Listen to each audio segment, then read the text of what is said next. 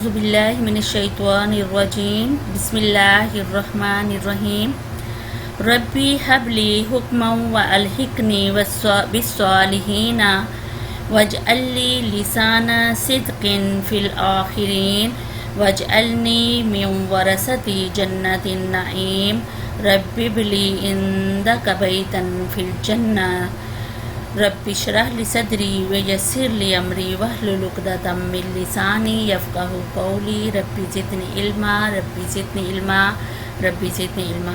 تمام بہنوں کو السلام علیکم ورحمۃ وبرکاتہ۔ شروع اللہ کے پاک بابرکت نام کے ساتھ جو رحمان اور رحیم ہے، اسی نے ہم سب کو پیدا کیا ہے اور اسی کی طرف ہم سب کو لوٹ کے جانا ہے۔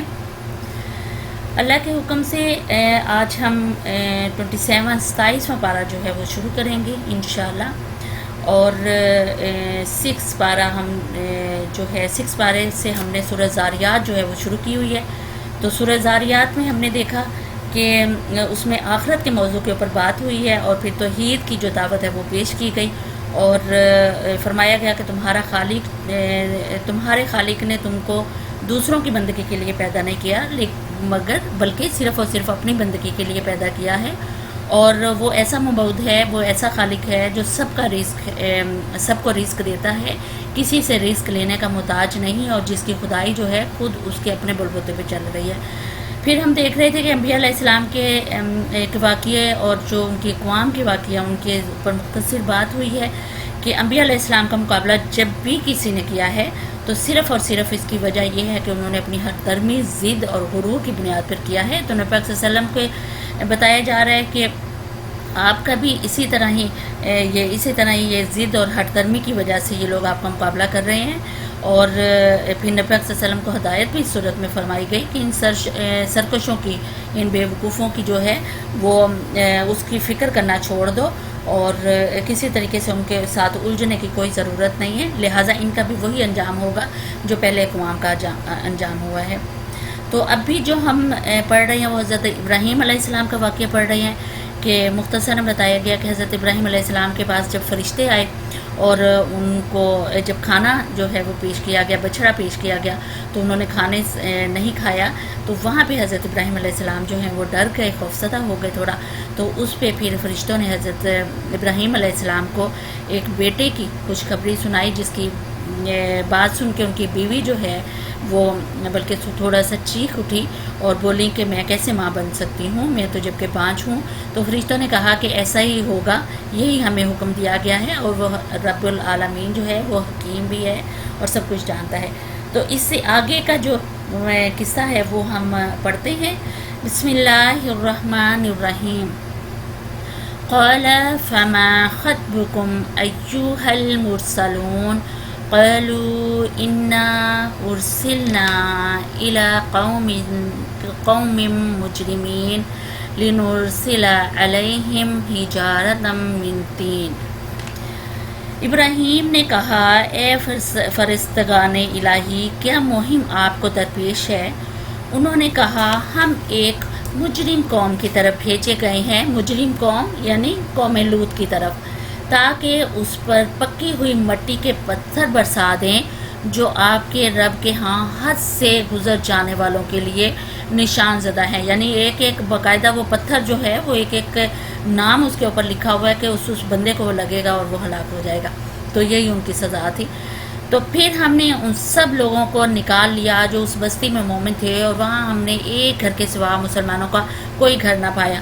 اب یہاں پہ درمیان میں جو سارا واقعہ ہے وہ چھوڑ دیا گیا، کیونکہ مختصر واقعے کو بیان کیا جا رہا ہے۔ پیچھے ہم نے سورہ عنکبوت میں دیکھا اور سورہ ہود میں ہم نے دیکھا ان واقعات کی تفصیل جو ہے، لیکن یہاں پہ مختصراً یہ بیان کیا گیا کہ نہیں پتہ کہ یہاں پہ اس چیز کو چھوڑ دیا گیا کہ کس طریقے سے فرشتے جو ہیں وہ حضرت لوط تک پہنچے، اور کس طریقے سے ان کی قوم کے ساتھ پھر کیا معاملہ جو ہے پیش آیا، کیونکہ یہ ہم پیچھے آلریڈی اس کا مطالعہ کر چکے ہیں۔ فرمایا پھر ہم نے ان سب لوگوں کو نکال لیا جو اس بستی میں مومن تھے، اور وہاں ہم نے ایک گھر کے سوا مسلمانوں کا کوئی گھر نہ پایا۔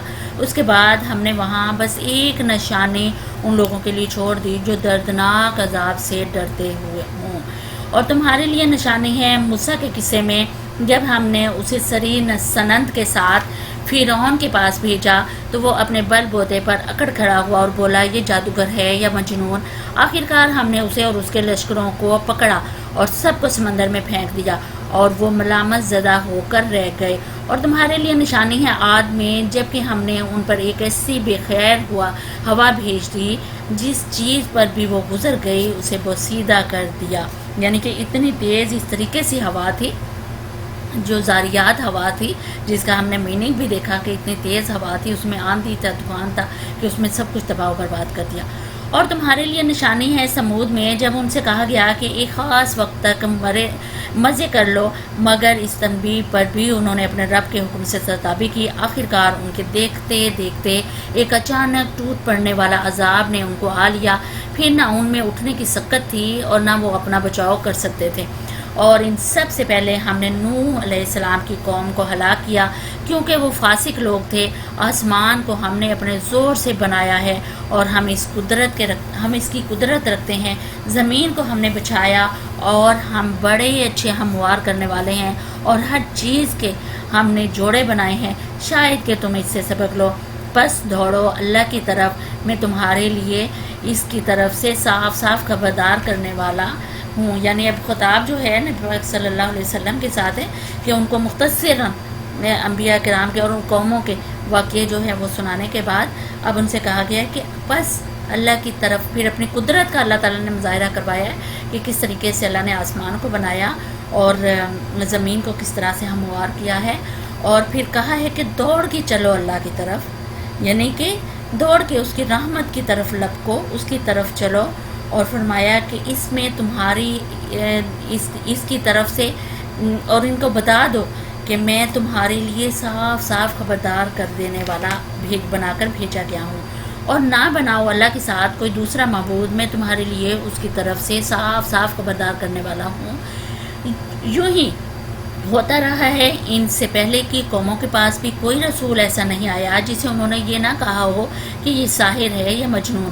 کیا ان سب نے آپس میں اس پر کوئی سمجھوتا کر لیا ہے؟ نہیں، بلکہ یہ سب سرکش لوگ ہیں۔ پس اے نبی صلی اللہ علیہ وسلم، ان سے رخ پھیر لو، تم پر کچھ ملامت نہیں، یعنی کہ تم سے کوئی پوچھ گچھ نہیں ہوگی، ان سے تم رخ پھیر لو۔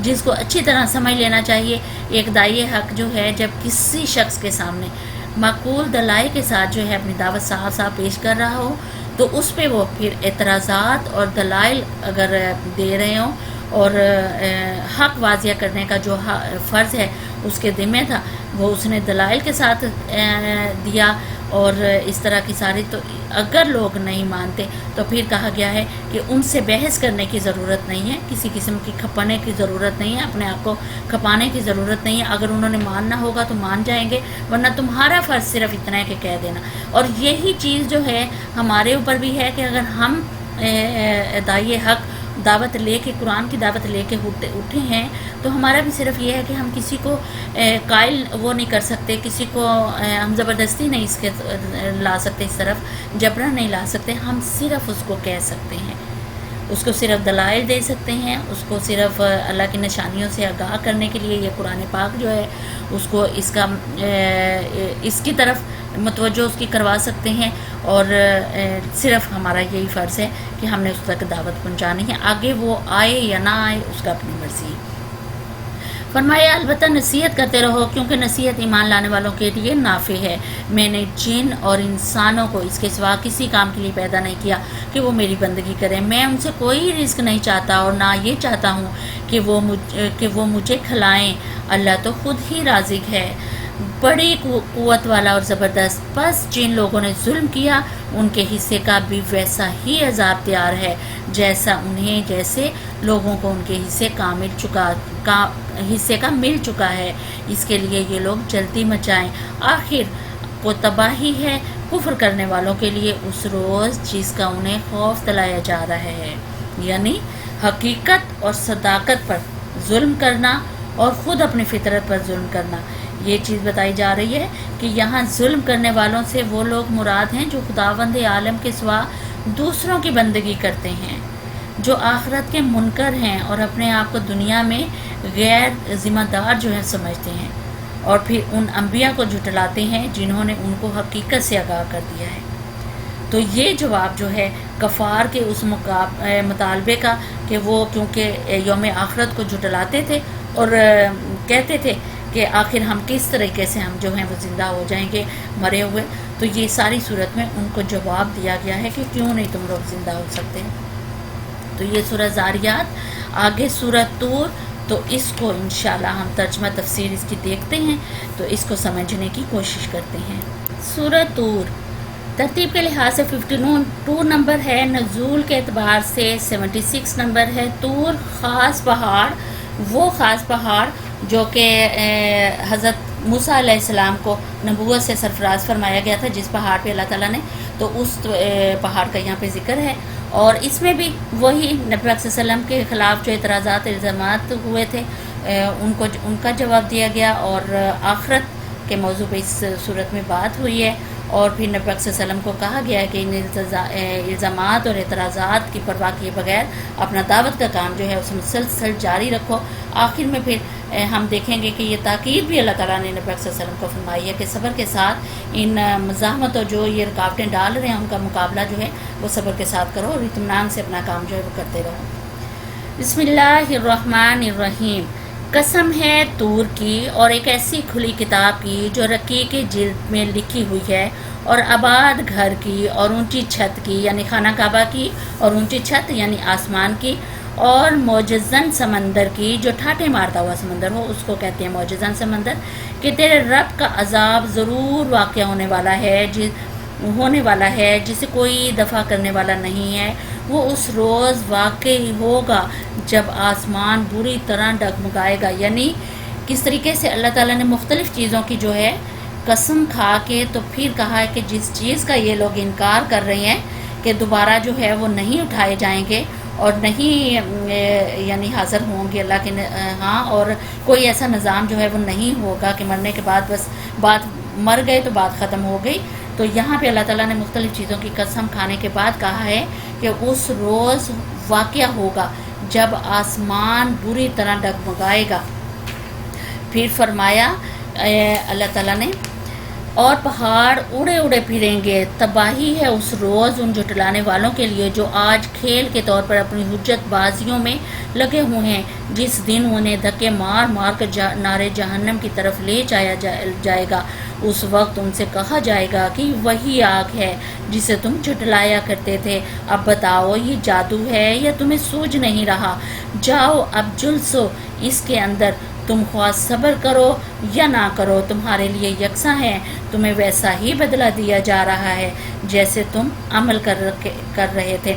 یعنی کیا پتہ چلا کہ کوئی صورت نہیں بچنے کی ہوگی، کوئی ایک رتی برابر، جو کہتے ہیں نا ایک رائی کے دانے کے برابر بھی کوئی انسان کو امید ہو ان کفار کو کہ جو خاص طور پہ شرک کرتے تھے اور جھٹلاتے تھے قیامت کے دن کو، اور ان ساری اور نبیوں کو جھٹلایا جنہوں نے، اور اللہ کے ساتھ شریک کیا جنہوں نے، تو ان کے لیے اللہ تعالیٰ یہاں پہ کہہ رہے ہیں کہ ایک رائی کے برابر بھی ایک کہ کہیں نا کہ اتنی سی بھی گنجائش نکل آئے کہ ان کو معافی مل جائے گی اور چھٹکارا مل جائے گا جہنم سے، تو یہاں یہ بھی کہا جا رہا ہے کہ خواہ وہ صبر کریں یا نہ کریں، روئے پیٹے جو مرضی کریں، آخر ان کا بدلہ وہی ہے جو انہوں نے یہاں پہ کیا ہے۔ تو اس کا خود وہ اپنے اعمال کا کیا ہوا بدلہ وہ وہاں بھگتیں گے۔ فرمایا متقی لوگ وہاں باغوں نعمتوں میں ہوں گے، لطف لے رہے ہوں گے ان چیزوں سے جو ان کا رب انہیں دے گا، اور ان کا رب انہیں دوزخ کے عذاب سے بچا لے گا۔ ان سے کہا جائے گا کھاؤ اور پیو مزے سے اپنے ان مال کے صلے میں جو تم کرتے رہے ہو۔ وہ آمنے سامنے بچھے ہوئے تختوں پر تکیے لگائے ہوئے بیٹھیں گے۔ یعنی آپ نے غور کیا ہے کہ دیکھیں کہ جہاں جہاں ہم الحمدللہ 27 پارے پہ آ گئے ہیں کہ جہاں جہاں ہم نے دیکھا کہ جہنم کا ذکر ہوا ہے تو خالی جہنم کا ذکر کر کے اللہ تعالیٰ نے چھوڑ نہیں دیا، بلکہ اس ڈرایا ہے، اور ڈرانے کے ساتھ پھر جنت کا اللہ تعالیٰ نے ذکر کیا ہے۔ جہاں جہاں جہنم کا ذکر ہوا ہے وہیں ساتھ ہی جنت کا ذکر ہوا ہے کہ دیکھو جنت والوں کو یہ ملے گا اور جہنم والوں کو یہ ملے گا۔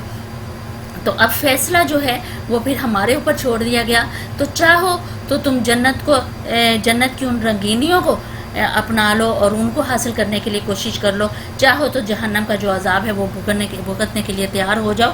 تو دیکھیں ان دونوں چیزوں کو ساتھ رکھا ہے کہ دونوں چیزیں ایک جیسی نہیں ہیں۔ برے اعمال کرنے والوں کو برا بدلہ دیا جائے گا، اور جنہوں نے اچھے عمل کیے ہوں گے ان کو اچھا بدلہ دیا جائے گا۔ تو اس لیے اللہ تعالیٰ نے ہر جگہ پہ ان دونوں کو اکٹھا ہی ان کا ذکر کیا ہے۔ فرمایا اور ہم خوبصورت آنکھوں والی حوریں ان سے بیاہ دیں گے جو لوگ ایمان لائے ہیں، اور ان کی اولاد بھی کسی درجہ ایمان میں ان کے نقش قدم پر چلی ہے، ان کی اس اولاد کو بھی ہم جنت میں ان کے ساتھ ملا دیں گے، اور ان کے عمل میں کوئی گھاٹا ان کو نہ دیں گے، ہر شخص اپنے کسب کے عوض رہن ہے۔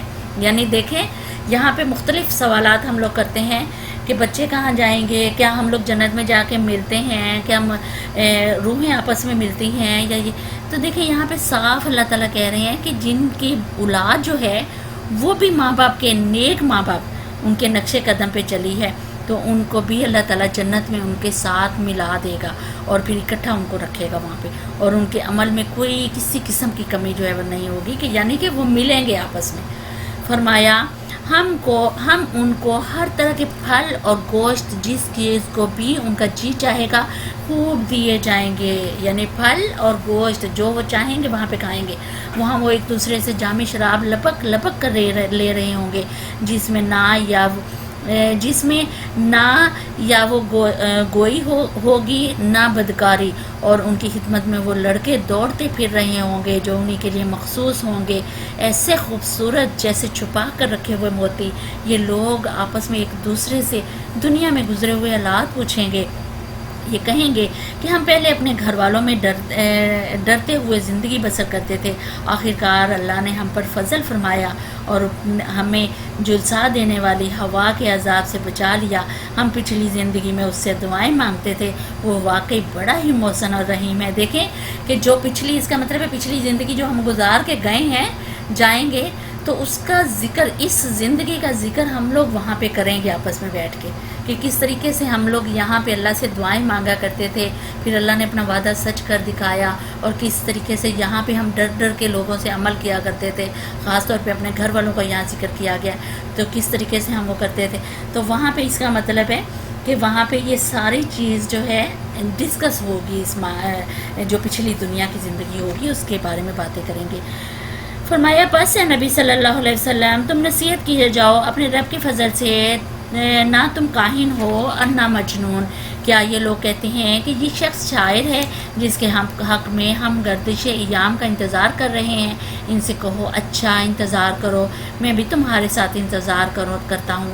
کیا ان کی عقلیں انہیں ایسی ہی باتیں کرنے کے لیے کہتی ہیں، یا در حقیقت یہ عناد میں حد سے گزرے ہوئے لوگ ہیں؟ یعنی اللہ تعالیٰ کہہ رہے ہیں کہ کیا ان کی عقل جو ہے وہ اتنی محدود ہو گئی ہے کہ بس یہ اتنا ہی سوچ سکتے ہیں کہ مثلاً جو ہے وہ آخرت نہیں آئے گی، اور یہ جو ہے نبی جو آیا ہے یہ ہمیں جس راستے پہ لگا رہا ہے یہ شاعر ہے یا اس طرح کے۔ تو اللہ تعالیٰ کہہ رہے ہیں کہ اتنی عقل ہے ان کی، یا یہ اپنی دشمنی میں حد سے بڑھ گئے ہیں، اپنے ناد میں حد سے بڑھ گئے ہیں، تو اس طرح کی باتیں کر رہے ہیں۔ فرمایا کیا یہ کہتے ہیں کہ اس شخص نے یہ قرآن خود گھڑ لیا ہے؟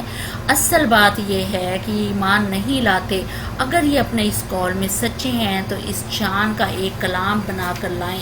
یعنی فرمایا جا رہا ہے اگر سچے ہیں تو پھر ایک پیچھے ہم نے دیکھا کہا گیا کہ ایک آیت ہی بنا لاؤ، 2 آیات بنا لاؤ، کہا جا رہا ہے کہ قرآن کچھ تو بنا کے لاؤ نا اگر تم سچے ہو۔ کیا یہ کسی خالق کے بغیر خود پیدا ہو گئے ہیں، یا یہ خود اپنے خالق ہیں، یا زمین اور آسمان کو انہوں نے پیدا کیا ہے؟ اصل بات یہ ہے کہ یہ یقین نہیں رکھتے۔ کیا تیرے رب کے خزانے ان کے قبضے میں ہیں، یا ان پر انہی کا حکم چلتا ہے؟ کیا ان کے پاس کوئی سیڑھی ہے جس پر چڑھ کر یہ عالم بالا کی سنگن لیتے ہیں؟ ان میں سے جس نے سنگن لی ہو وہ لائے کوئی کھلی دلیل۔ کیا اللہ کے لیے تو ہیں بیٹیاں اور تم لوگوں کے لیے ہیں بیٹے؟ یعنی اللہ تعالیٰ ان کو گنوا رہا ہے کہ کیا تمہارے پاس کوئی سند ہے، یا تم نے کوئی سیڑھی لگا کے آسمان سے کوئی سنگن کوئی باتیں سنی ہے خفیہ کہ اس طرح سے اللہ کے ساتھ کوئی شریک بھی ہے، اور یا یہ کہ ہم نے نہیں یہ کتاب جو ہے اس نے اپنے پاس سے گھڑ لی ہے اور یہ اپنے پاس سے یہ سارا پیغام لے کے آ رہا ہے۔ تو یہاں پہ اللہ تعالیٰ کہہ رہے ہیں کہ کیا ان کے پاس ہیں یہ ساری چیزیں؟ اور پھر بعد میں کہا ہے کہ ان کتنے بدقسمت، کتنے برا ظلم یہ کرتے ہیں کہ اپنے لیے تو یہ بیٹے کہتے ہیں اور پھر اللہ کے لیے بیٹیاں کہتے ہیں۔ کیا تم ان سے کوئی اجر مانگتے ہو کہ یہ زبردستی پڑی ہوئی چٹی کے بوجھ تلے دبے جاتے ہیں؟ کیا ان کے پاس غیب کے حقائق کا علم ہے کہ اس کی بنا پر لکھ رہے ہوں؟ کیا یہ کوئی چال چلنا چاہتے ہیں؟ اگر یہ بات ہے تو کفر کرنے والوں پر ان کی چال الٹی ہی پڑے گی۔ کیا اللہ کے سوا یہ کوئی اور معبود رکھتے ہیں؟ اللہ پاک ہے اس شرک سے جو یہ لوگ کر رہے ہیں۔ یہ لوگ آسمان کے ٹکڑے بھی گرتے ہوئے دیکھ لیں تو کہیں گے یہ بادل ہے جو امڑے چلے آ رہے ہیں۔ یعنی یہاں پہ اب یہ کہا جا رہا ہے کہ یہ نشانی مانگتے ہیں نا تم سے، کہ نشانی پہلی قوموں کو تو نشانیاں دی ہیں بہت زیادہ، اس کے باوجود کیا ہوا؟ وہ ایمان لائے نہیں لائے ایمان۔ اسی طریقے سے جب نبی پاک صلی اللہ علیہ وسلم کے پاس سے یہ نشانی مانگتے تھے تو وہاں پہ اللہ تعالیٰ کہہ رہے ہیں کہ ان کے سامنے اگر آسمان سے ٹکڑا بھی کوئی گر جائے گا نا تو یہ یہی کہیں گے کہ یہ بادل کا ٹکڑا ہے جو کہ گر گیا ہے، تو پھر بھی یہ جو ہے یہ ایمان نہیں لائیں گے، یہ فرمایا جا رہا ہے۔ فرمایا پس نبی صلی اللہ علیہ وسلم انہیں ان کے حال پہ چھوڑ دو یہاں تک یہ اپنے اس دن کو پہنچ جائیں جس میں یہ مار گرائے جائیں گے، جس دن نہ ان کی اپنی کوئی چال ان کے کسی کام آئے گی، نہ کوئی ان کی مدد کو آئے گا، اور اس وقت کے آنے سے پہلے ہی ظالموں کے لیے ایک عذاب ہے مگر ان میں سے اکثر جانتے نہیں ہیں۔ فرمایا اے نبی صلی اللہ علیہ وسلم اپنے رب کا فیصلہ آنے تک صبر کرو، تم ہماری نگاہ میں ہو۔ یعنی پھر صبر کی اب تک جو ہے تاکید کی جا رہی ہے کہ ان کو ان کے حال پہ چھوڑ دو، جس طرح مرضی یہ جا رہے ہیں، جو مرضی یہ کر رہے ہیں ان کو کرنے دو، تم ان سے ان کے وہ نہیں ہو، تم سے کوئی ان کی پوچھ گچھ نہیں ہوگی، لیکن صبر کرو۔ فرمایا تم ہماری نگاہ میں ہو، تم جب اٹھو تو اپنے رب کی حمد کے ساتھ اس کی تسبیح کرو، رات کو بھی اس کی تسبیح کیا کرو، اور ستارے جب پلٹتے ہیں اس وقت بھی۔ یعنی اب یہ تسبیحات کے نا ذکر کے اللہ تعالیٰ نے مختلف اوقات جو ہیں وہ بتا دیے ہیں کہ اس ٹائم پہ تم تسبیح کرو اور اس ٹائم پہ میرا ذکر جو ہے وہ کرو۔ اب یہاں پہ ذکر الہی میں مختلف مفہوم پہ بات کی گئی ہے کہ مختلف اوقات پہ کہ اسی وقت پہ جو ہیں اور اسی طریقے سے جو ہیں وہ تسبیح کرو، اللہ کا ذکر کرو۔ ایک تو یہ بتایا گیا ہے کہ ایک تو یہ بھی بات یہاں سے نکلتی ہے کہ جب بھی تم کسی مجلس سے اٹھو تو اللہ کی حمد و تسبیح کر کے اٹھو، کیونکہ نبی پاک صلی اللہ علیہ وسلم خود بھی اس پر عمل کرتے تھے، اور آپ صلی اللہ علیہ وسلم نے مسلمانوں کو بھی ہدایت فرمائی کہ کسی مجلس سے اٹھتے وقت اللہ کی تسبیح جو ہے، حمد و تسبیح جو ہے وہ کر لیا کرو۔ تو ابو ہریرہ کے واسطے حضور پاک صلی اللہ علیہ وسلم کا یہ ارشاد نقل کیا ہے کہ جو شخص کسی مجلس میں بیٹھا ہو اور اس میں خوب وہ قلیل و قال ہوئی ہو، یعنی خوب گپ شپ جو ہوئی ہو، اور اگر اٹھنے سے پہلے یہ الفاظ پڑھ لیے جائیں تو اللہ ان باتوں کو معاف کر دیتا ہے جو وہاں ہوئی ہیں۔ کون سی؟ سبحانک اللہم و بحمدک اشہد لا الہ الا انت استغفرک و اتوب الیک۔ خداوندہ میں تیری حمد کے ساتھ تیری تسبیح کرتا ہوں، میں گواہی دیتا ہوں کہ تیرے سوا کوئی معبود نہیں، میں تجھ سے مغفرت چاہتا ہوں اور تیرے حضور توبہ کرتا ہوں۔ یعنی کسی بھی محفل میں بیٹھے ہوں تو اگر اختتام پہ محفل سے اٹھتے ہوئے یہ دعا پڑھ لی جائے تو اس میں جو غلطیاں، جو باتیں ہوئی ہوں گی اس طرح کی، تو وہ پھر اللہ تعالیٰ معاف کر دیں گے۔ دوسرا مفہوم جو یہاں پہ نکلتا ہے وہ یہ کہ جب تم نیند سے بیدار ہوتے ہو تو اپنے بستر سے اٹھتے ہوئے اپنے رب کی تسبیح جو ہے اس کے ساتھ اس کی حمد کرو۔ اس پر بھی نبی پاک صلی اللہ علیہ وسلم نبی پاک صلی اللہ علیہ وسلم نے عمل کیا اور اپنے اصحاب کو بھی اس کی تعلیم دی کہ نیند سے جب بیدار ہوتے ہو تو یہ الفاظ کہا کرو، لا الہ الا اللہ وحدہ لا شریک لہ لہ الملک و لہ الحمد وہو علی کل شیء قدیر، سبحان اللہ والحمد للہ ولا الہ الا اللہ واللہ اکبر ولا حول ولا قوۃ الا باللہ۔ اور اس کے بعد پھر ایک مفہوم یہ نکلتا ہے کہ جب تم نماز کے لیے کھڑے ہو تو اللہ کی حمد و تسبیح سے اس کا آغاز کرو۔ یعنی اس حکم کی تعمیل میں رسول پاک صلی اللہ علیہ وسلم نے یہ ہدایت فرمائی کہ نماز کی ابتدا ہے جو ہے وہ تکبیر تحریمہ کے بعد ان الفاظ سے کی جائے کہ سبحانک اللہم و بحمدک و تبارک اسمک و تعالی جدک و لا الہ غیرک، جس سے ہم کرتے بھی ہیں۔ اور ایک مفہوم جو ہے وہ یہ بیان کیا گیا ہے کہ جب تم اللہ کی طرف دعوت دینے کے لیے اٹھو تو اللہ کی حمد و تسبیح سے اس کا آغاز کرو. یہ بھی نبی پاک صلی اللہ علیہ وسلم کا معمول تھا کہ آپ صلی اللہ علیہ وسلم اپنے خطبوں کا آغاز جو ہے وہ حمد و ثنا سے کیا کرتے تھے. پھر اس کے علاوہ مغرب، عشاء اور تہجد کی نمازیں کا بھی یہاں پہ ذکر کیا گیا ہے، یعنی ان کا بھی مفہوم نکلتا ہے کہ تلاوت قرآن اس میں بھی کرو اور اس میں بھی اللہ کا ذکر جو ہے وہ کرو. اور فرمایا جب کہ اور ستارے جب پلٹتے ہیں اس وقت اللہ کا ذکر کرو، یعنی ستاروں کے پلٹنے سے بھی مراد یہ کہ رات کے آخری حصے میں جب وہ غروب ہونے لگے اور اس وقت تسبیح کرو، اور صبح کو جب وہ نمودار ہونے لگے، اس کی روشنی جو ہے مانند پڑ جائے تو اس وقت یعنی فجر کے وقت جو ہے اللہ کا ذکر کرو. اور اس سے پھر صبح کے اذکار اور رات کے اذکار کا بھی مفہوم نکلتا ہے کہ وہ اس طریقے سے اللہ تعالیٰ کا ذکر جو ہے تسبیح کرو، اللہ کا ذکر کرو. کہ باقاعدہ یہاں پہ کہا گیا ہے کہ جب تم اٹھو تو اپنے رب کی حمد کے ساتھ اس کی تسبیح کرو اور رات کو بھی اس کی تسبیح کرو، یعنی کہ صبح کو بھی تسبیح کرو، رات کو بھی تسبیح کرو. رات کے درمیان میں صبح اور رات کے درمیان میں جتنے اوقات آتے ہیں وقتاً فوقتاً اللہ کا ذکر جو ہے وہ کسی نہ کسی صورت میں تم لوگ کرتے رہو. تو یہ سورہ طور. اس کے بعد سورہ نجم ہے، تو اس کو انشاءاللہ اس کا ترجمہ تفسیر ہم دیکھتے ہیں، کوشش کرتے ہیں اس کو سمجھنے کی. سورہ نجم ترتیب کے لحاظ سے 53 نمبر ہے، نزول کے اعتبار سے 23 نمبر ہے. نجم کہتے ہیں تاروں کی دنیا، نجوم تاروں کی دنیا. اور اس میں بھی پہلی صورت جس میں آیت سجدہ جو ہے وہ نازل ہوئی تھی وہ سورہ نجم تھی. اور اس حدیث میں بھی آیا ہے کہ حضرت ابن مسعود سے منقول ہوا ہے کہ ان سے معلوم ہوتا ہے کہ قرآن مجید کی وہ پہلی صورت ہے جس سے رسول پاک صلی اللہ علیہ وسلم نے قریش کے ایک مجمع عام میں سنایا تھا. مجمع میں کافر اور مومن سب موجود تھے. آخر میں جب آپ صلی اللہ علیہ وسلم نے آیت سجدہ پڑھ کر سجدہ فرمایا تو تمام حاضرین آپ صلی اللہ علیہ وسلم کے ساتھ سجدے میں گر گئے، اور مشرکین کے وہ بڑے بڑے سردار تک جو مخالفت میں پیش تھے سجدے کیے بغیر نہ رہ سکے، یعنی انہوں نے بھی وہاں اس وقت جو ہے وہ سجدہ کیا. تو یہ چیز اس میں ہے. اور دوسرا یہ سورج جب نازل ہوئی تو اس وقت شروع کے جو 5 سال تھے نبی پاک صلی اللہ علیہ وسلم کے، صرف جو قریبی کو دعوت دے رہے تھے اور مخصوص مجلسوں میں اللہ کا کلام سنایا جا رہا تھا کہ ان لوگوں کو اللہ کے دین کی طرف جو ہے دعوت دے رہے تھے. تو اس پوری مدت میں آپ صلی اللہ علیہ وسلم کو کبھی کسی مجمع عام میں قرآن سنانے کا موقع نہیں ملا تھا، بس مختصراً چھوٹی چھوٹی محفلوں میں آپ وہ کرتے تھے. تو کیونکہ کفار کی سخت مزاحمت جو تھی اس میں مانے تھی، نبی پاک صلی اللہ علیہ وسلم کو پتہ بھی تھا کہ وہ مزاحمت ضرور کریں گے.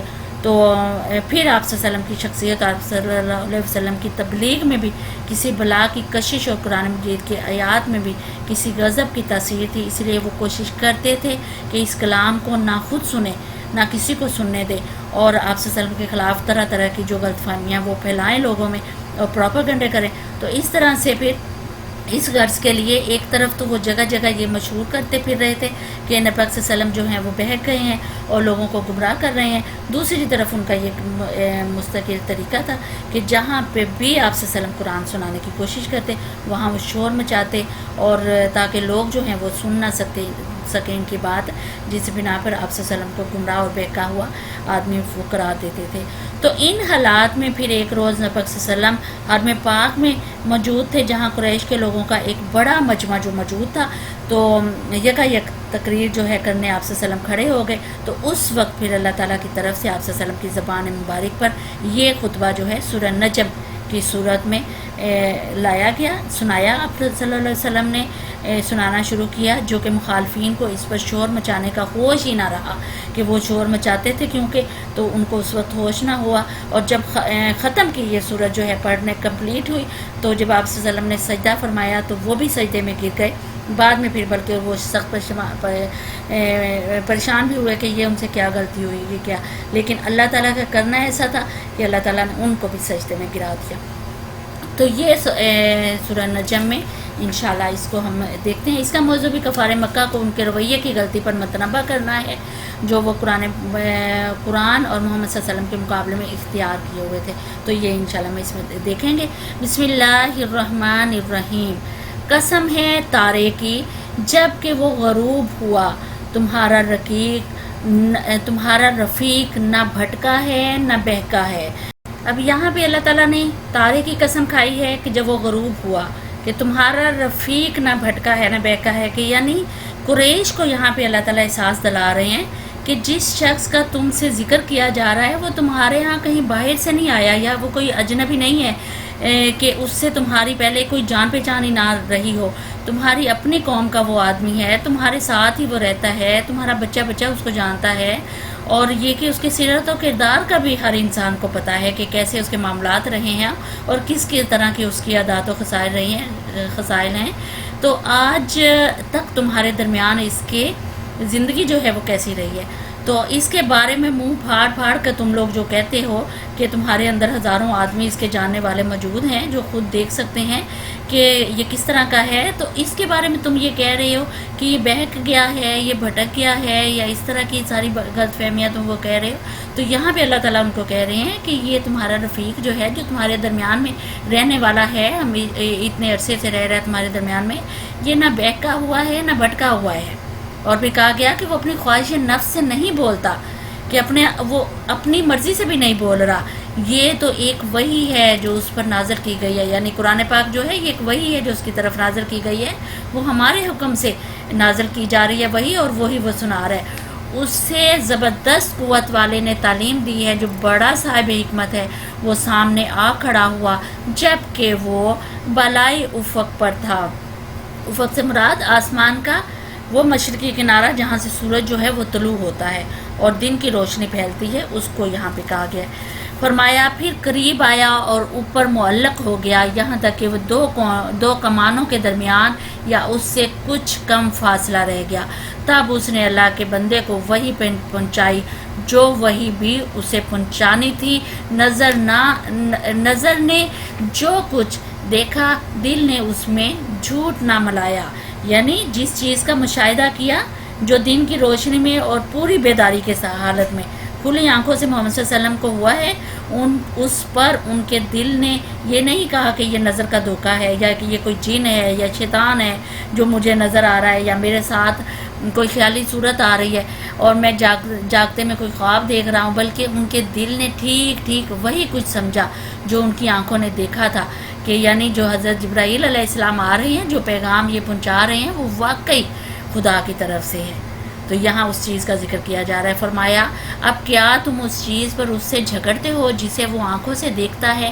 اور ایک مرتبہ پھر اس نے سدرۃ المنتہا کے پاس اس کو دیکھا، جہاں پاس ہی جنت الماوا تھا، یعنی سدرۃ المنتہا بیری کا ایک درخت۔ یعنی جبرائیل علیہ السلام سے کہا گیا کہ نبی پاک صلی اللہ علیہ وسلم سے ملاقات ہوئی، اور یہ جبرائیل علیہ السلام سے نبی پاک صلی اللہ علیہ وسلم کی دوسری ملاقات کا ذکر کیا گیا ہے، جس میں وہ آپ صلی اللہ علیہ وسلم کے سامنے اپنی اصل صورت میں نمودار ہوئے تھے۔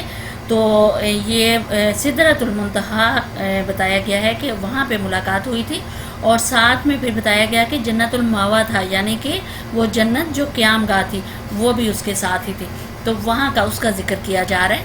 فرمایا اس وقت سدرہ پر چھا رہا تھا جو کچھ کے چھا رہا تھا، یعنی اس وقت سدرہ پر چھا رہا تھا جو کچھ کے چھا رہا تھا، کہ نگاہ نہ چندیائی نہ حد سے متجاوز ہوئی، اور اس نے اپنے رب کی بڑی بڑی نشانیاں دیکھی۔ یعنی بتایا جا رہا ہے کہ سدرۃ المنتہا پہ جو کچھ چھایا ہوا تھا، وہاں کی تجلیات، ان کی کیفیت جو ہے وہ بیان سے باہر ہے، کہ وہاں ایسی تجلیات تھی کہ نہ انسان ان کا تصور نہیں کر سکتا، انسان ان کے بارے میں سوچ بھی نہیں سکتا کہ کیسی کیسی تھی۔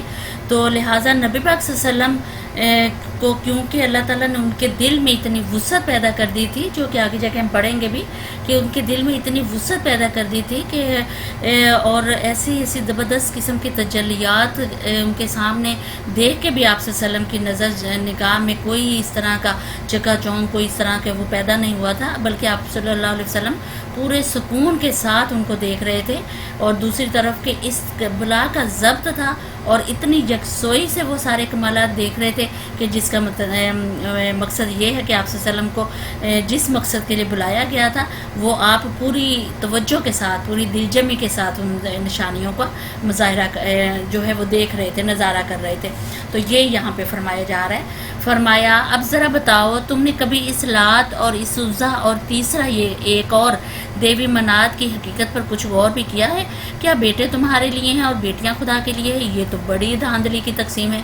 यानी कि अब उनको बताया जा रहा है कि जिनके तुमने नाम भी रखे हुए हैं जिन बुतों के, क्या आप कभी उनके ऊपर भी गौर किया है? और फरमाया दरअसल ये कुछ नहीं है मगर बस चंद नाम जो तुमने और तुम्हारे बाप दादा ने रख लिए हैं। अल्लाह ने इनके लिए कोई सनद नाजल नहीं किया कि ये है कि लोग महज वहम व गुमान की पैरवी कर रहे हैं और ख्वाहिशात नफ्स की मुरीद बने हुए हैं, हालांकि उनके दरमियान की तरफ से उनके पास हदायत आ चुकी है। क्या इंसान जो कुछ चाहे उसके लिए वही हक है? दुनिया और आखिरत का मालिक तो अल्लाह ही है। आसमानों में कितने ही फरिश्ते मौजूद हैं, उनकी शफाअत कुछ भी काम नहीं आ सकती जब तक कि अल्लाह किसी ऐसे शख्स के हक में उसकी इजाज़त ना दे दे जिसके लिए वो कोई अर्ज़ादाश्त सुनना चाहे और उसको पसंद करे। यानी कोई किसी किस्म की दरख्वास्त सुनना चाहे और उसको पसंद करे जब तक कि उसकी इजाज़त ना दे दे। फरमाया मगर जो लोग आखिरत को नहीं मानते फरिश्तों को देवियों के नामों से मसूम करते हैं, हालांकि इस मामले का कोई इल्म उन्हें हासिल नहीं है। वो महज गुमान की पैरवी कर रहे हैं और गुमान हक की जगह कुछ भी काम नहीं दे सकता। और जो गुमान है यानी वो अपनी सिर्फ गुमान के पीछे चले जा रहे हैं, अपनी सोच के पीछे चले जा रहे हैं और कुछ भी नहीं है।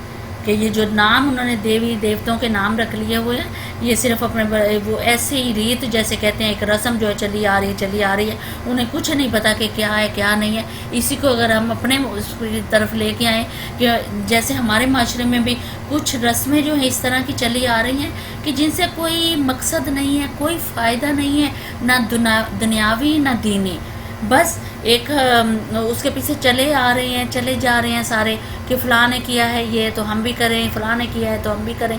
यानी इस तरह की रसूमात जो चली आ रही हैं, हिंदुआना रसूमात, कोई पता नहीं है इनका क्या इनका मकसद है क्या नहीं मकसद है, बस देखा देखी एक दूसरे की जो करते रहते हैं। तो यही यहाँ पे फरमाया जा रहा है कि सिर्फ वो जो हैं वो अपने गुमान की पैरवी जो है वो कर रहे हैं और इसके अलावा कुछ भी नहीं है।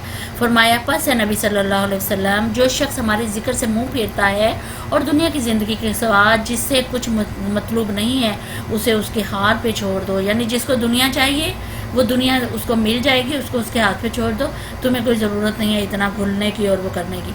लोगों का मबलगे इल्म बस यही कुछ है, ये बात तेरा रब ही ज़्यादा जानता है कि उसके रास्ते से कौन भटक गया है और कौन सीधे रास्ते पर है। और ज़मीन और आसमानों की हर चीज़ का मालिक अल्लाह ही है, ताकि अल्लाह बुराई करने वालों को उनके अमल का बदला दे और उन लोगों को अच्छी जज़ा से नवाजे जिन्होंने नेक रवैया अख्तियार किया है, जो बड़े बड़े गुनाहों और खुले खुले फबी अफ़ाल से परहेज़ करते हैं, इल्ला ये कि कुछ कसूर उनसे सरजद हो जाए। यानी जो बड़े बड़े गुनाह और खुले खुले बड़े बड़े शर्मनाक काम जो हैं उनसे परहेज़ करते हैं, उनके बारे में कहा जा रहा है कि उनसे परहेज़ करते हैं वो नेक लोग, वो मोमिनीन जो इनसे बचते हैं, इनसे परहेज़ करते हैं। और जो छोटे कसूर उनसे सरजद हो जाते हैं, छोटे छोटे कसूर जो वैसे किसी गिनती में नहीं आते हैं वो कसूर हो जाते हैं, तो बिलाशुबा तेरे रब का दामन मग़फ़िरत बहुत वसी है। यानी उनको अल्लाह ताला जो है वो फिर माफ़ कर देंगे। लेकिन अगर वो बड़े गुनाह कर रहे हों तो फिर छोटे गुनाह तो ज़ाहिर है फिर छोटे गुनाहों की भी पूछगिछ होगी। तो लिहाजा ये मोमिनीन के लिए ये अल्लाह ताला ने रखा है कि जो बड़े गुनाहों से तो परहेज़ करते हैं, लेकिन फिर छोटे गुनाह अगर उनसे कभी छोटी छोटी गलतियां सरजद हो जाती हैं तो उनके बारे में अल्लाह मग़फ़िरत करने वाला है। और ये याद रखना, ये ख्याल रखना चाहिए कि छोटी गलतियों से भी परहेज़ ही करना चाहिए, कि ऐसा ना हो कि छोटी गलतियां भी मिल मिल के वो पहाड़ की तरह फिर बड़े गुनाह जो हैं वो ना बन जाएं। तो लिहाजा छोटी गलतियों से भी जो है हमें परहेज़ ही करना चाहिए। वो तुम्हें उस वक्त से खूब जानता है जब उसने ज़मीन से तुम्हें पैदा किया और जब तुम अपनी माँओं के पेटों में अभी जने ही थे। बस अपने नफ्स की पाकी के दावे ना करो, वही बेहतर जानता है कि वाकई मुत्तकी कौन है। यानी अपने जो हम कस्में खा के कहते हैं ना कि हम बड़े अल्लाह वाले, हम बड़े नेक हैं, हम बड़े पाकबाज हैं और इस तरह की जो हैं, तो वहाँ पे अल्लाह ताला कह रहे हैं कि अपने उसकी कस्में ना खाओ, क्योंकि अल्लाह की नज़र में तो बेहतर वो है। दावे ना करो अपने बारे में, अल्लाह की नज़र में तो बेहतर वो है जो मुत्तकी है, जो हकीकत में मुत्तकी है, वाकई जो मुत्तकी है। تو جو ہم یہ دن رات ہم یہ لاپتے رہتے ہیں نا کہ ہم تو نیک ہیں، ہم سے تو گناہ نہیں ہوا، فلاں سے غلطی ہوئی ہے، فلاں سے غلطی، یعنی اپنی غلطیوں کو وہ نظر انداز کر دیتے ہیں، لیکن دوسرے کی جو غلطی نہیں بھی ہوتی، قصور نہیں بھی ہوتا، تو وہ ان کو قصور نظر آ رہا ہوتا ہے. تو یہاں اس چیز کے بارے میں ذکر کیا جا رہا ہے کہ اپنے نفس کی پاکی کے دعوے نہ کرتے پھرو ہر وقت تم لوگ. اور یہ کہا جا رہا ہے پھر اے نبی صلی اللہ علیہ وسلم، تم نے اس شخص کو بھی دیکھا ہے جو راہ رہا خدا سے پھر گیا اور تھوڑا سا دیکھ کر رک گیا. یعنی کون پھرا تھا؟ ولید بن مغیرہ، جو کہ قریش کے بڑے سرداروں میں سے ایک تھا. اس کی طرف اشارہ یہاں پہ کیا جا رہا ہے اس وقت. کیا اس کے پاس غیب کا علم تھا کہ وہ حقیقت کو دیکھ رہا تھا؟ کیا اسے ان باتوں کی کوئی خبر نہیں پہنچی تھی جو موسیٰ کے صحیفوں اور اس ابراہیم کے صحیفوں میں بیان ہوئی تھی، جس نے وفا کا حق ادا کر دیا تھا؟ یعنی ابراہیم اور اس میں حضرت موسیٰ علیہ السلام کے صحیفوں کی یہاں بات ہو رہی ہے کہ کیا وہ خبر اس تک نہیں پہنچی تھی کہ وہ جو تھا وہ قریش کے بڑے سرداروں میں سے ایک تھا. تو یہاں اس صورت میں بھی، اس آیت میں بھی اس کی طرف اشارہ کیا جا رہا ہے کہ ولید بن مغیرہ جو کہ قریش کے بڑے سرداروں میں سے تھا. تو روایت میں بھی ہے کہ یہ شخص پہلے رسول پاک صلی اللہ علیہ وسلم کی دعوت قبول کرنے پر آمادہ ہو گیا تھا، مگر جب اس کے ایک مشرک دوست کو معلوم ہوا کہ یہ مسلمان ہونے کا ارادہ رکھتا ہے تو اس نے آ کے کہا کہ تم اپنا آبائی دین جو ہے وہ چھوڑ رہے ہو، اگر تمہیں عذاب آخرت کا خطرہ ہے تو مجھے اتنی رقم دے دو، میں ذمہ لیتا ہوں کہ تمہارے بدلے وہاں کا عذاب جو ہے میں بھگت لوں گا. تو ولید نے یہ بات اس کی مان لی کہ ٹھیک ہے میں تمہیں اتنی رقم دے دیتا ہوں تو تم میرا وہ ذمہ لے لینا. تو خدا کی راہ پر آتے آتے وہ پھر گیا تھا، مگر جو رقم اس نے دینے کا مشرک اپنے دوست کو وعدہ بھی کیا تھا وہ رقم بھی پھر اس نے پوری نہ دی.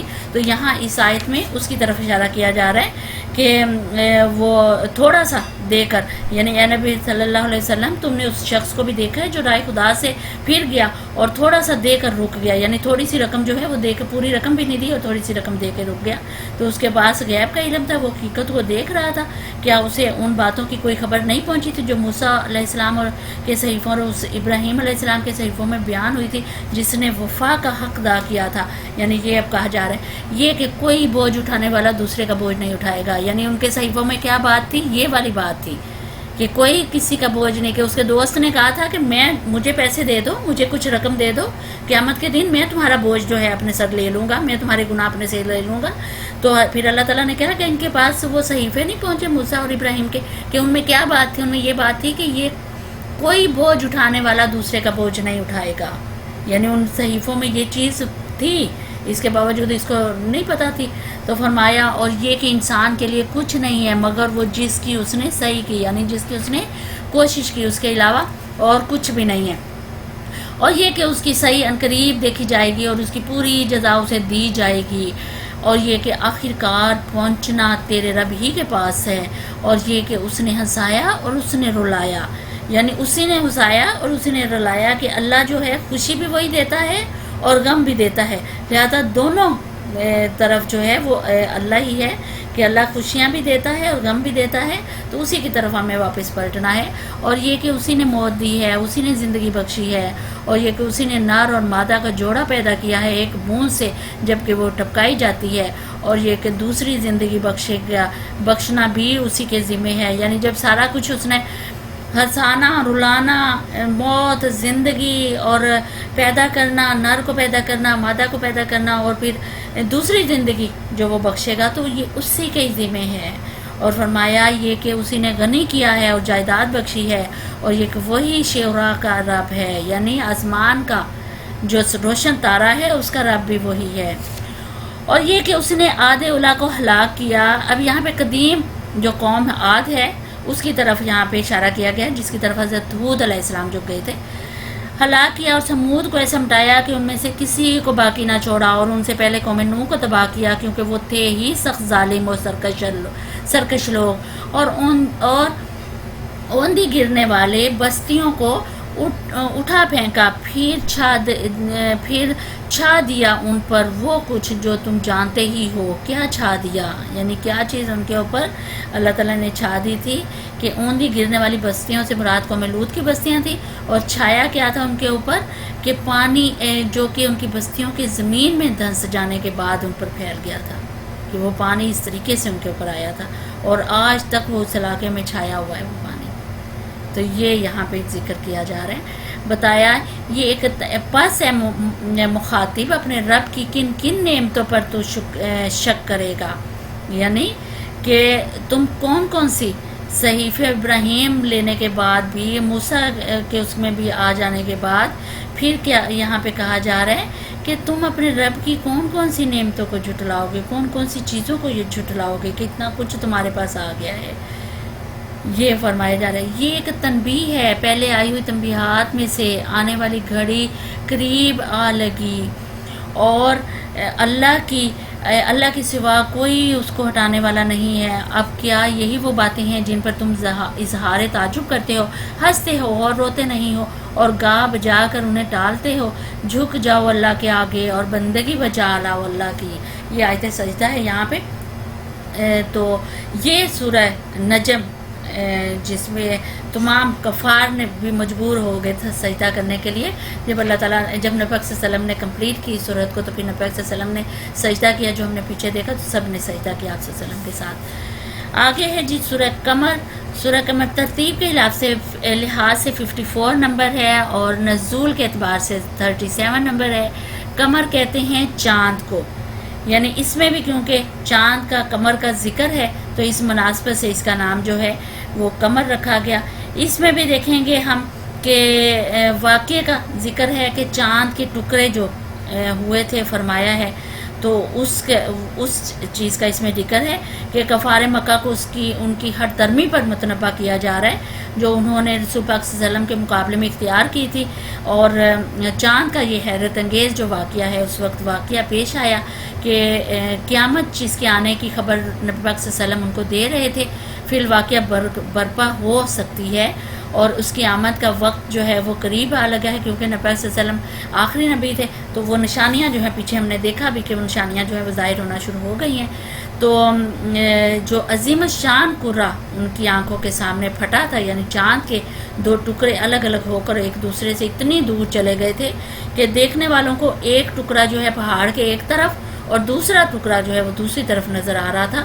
پھر آن کی آن وہ دونوں جو ہیں وہ آپس میں مل گئے اللہ کے حکم سے، اور یہ اس بات کا کھلا ثبوت تھا کہ نظام عالم ازلا اور ابدی جو ہے اور غیر فانی نہیں ہے، وہ درم بھرم ہو سکتا ہے، بڑے بڑے ستارے سیارے سارے کے سارے پھٹ سکتے ہیں، بکھر سکتے ہیں اور ایک دوسرے سے ٹکرا بھی سکتے ہیں، اور یہ سب کچھ ہو سکتا ہے جس کا نقشہ جو ہے نبی پاک صلی اللہ علیہ وسلم یہ قیامت کی نشانیاں بتا کے اور اس میں کھینچا جا رہا ہے کہ وقت قریب آ گیا ہے کہ قیامت جو ہے وہ برپا ہونے لگی ہے، ان کو آگاہ کیا جا رہا ہے کہ کفار نے اس جادوگر کا کرشمہ قرار دیا، اس کو بھی جیسے سیم اسی طرح حضرت موسیٰ علیہ السلام نے نشانیاں پیش کی تھی، تو کفار نے فرعون نے کیا کہا تھا، اسی طریقے سے چاند کے جو ٹکڑے یہ نشانی آ بھی گئی ان کے سامنے، لیکن انہوں نے کیا کہا کہ کفار نے اسے جادو کا ایک کرشمہ قرار دیا اور اپنے انکار پہ وہ ہر درمی کے ساتھ جمے رہے۔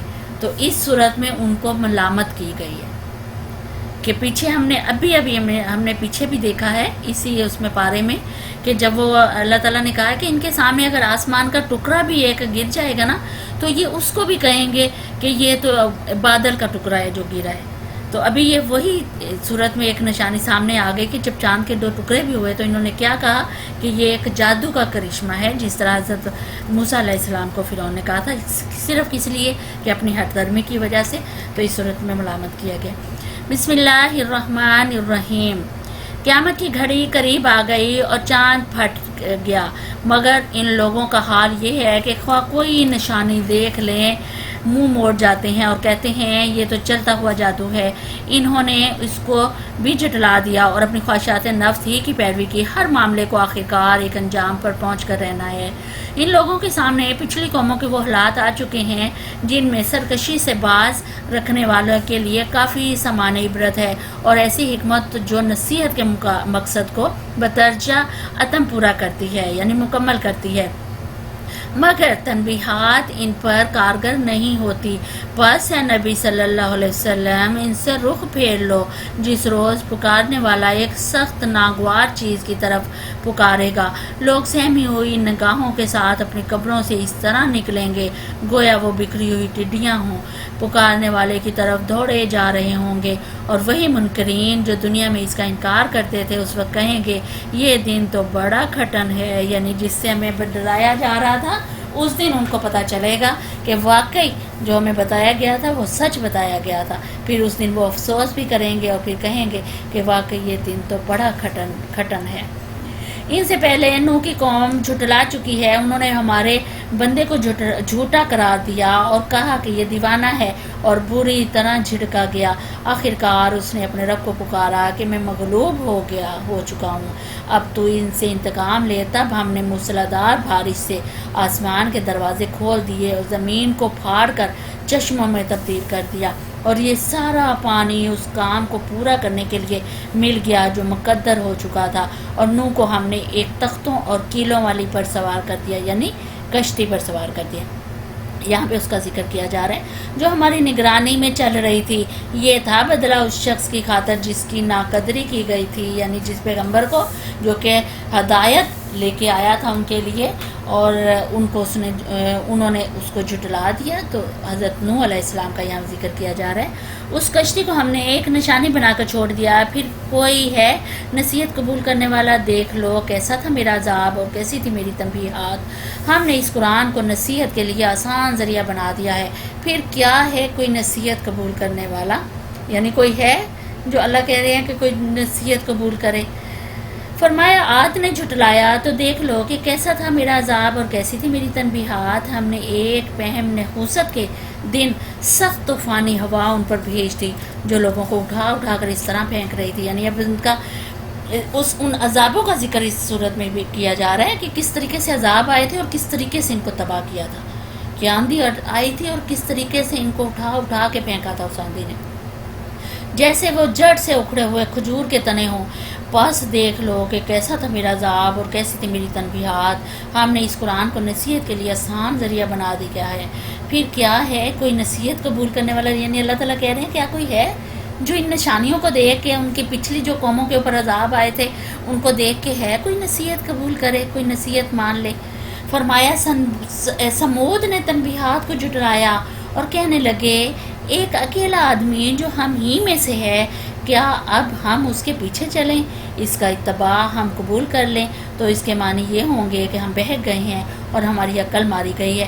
کیا ہمارے درمیان بس یہی ایک شخص تھا جس پر خدا کا ذکر نازل کیا گیا؟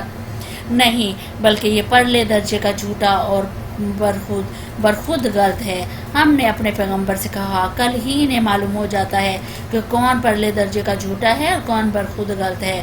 ہم اونٹنی کو ان کے لیے فتنہ بنا کر بھیج رہے ہیں، اب ذرا صبر کے ساتھ دیکھ کہ ان کا کیا انجام ہوتا ہے۔ ان کو جتا دے کہ پانی ان کے اور اونٹنی کے درمیان تقسیم ہوگا اور ہر ایک اپنی باری کے دن پانی پر آئے گا۔ آخرکار ان لوگوں نے اپنے آدمی کو پکارا اور اس نے اس کام کا بیڑا اٹھایا اور اونٹنی کو مار دیا۔ یعنی ایک آدمی نے، باقی قوم نے اس کی مدد کی اور ایک آدمی نے اونٹنی کو اور اس کے بچے کو مار دیا۔ پھر دیکھ لو کہ کیسا تھا میرا عذاب اور کیسی تھی میری تنبیہات۔ ہم نے ان پر بس ایک ہی دھماکہ چھوڑا اور وہ باڑے والے کی روندی ہوئی باڑ کی طرح پھس ہو کر رہ گئے۔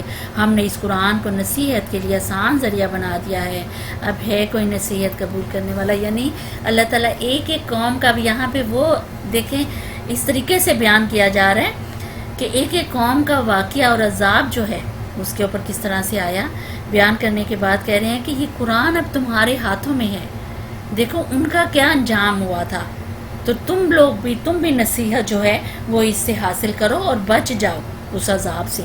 یہ فرمایا جا رہا ہے۔ لوط کی قوم نے تنبیہات کو جھٹلایا اور ہم نے پتھراؤ کرنے والی ہوا اس پر بھیج دی، صرف لوط کے گھر والے اسے محفوظ رہے، ان کو ہم نے اپنے فضل سے رات کے پچھلے پہر بچا کر نکال دیا۔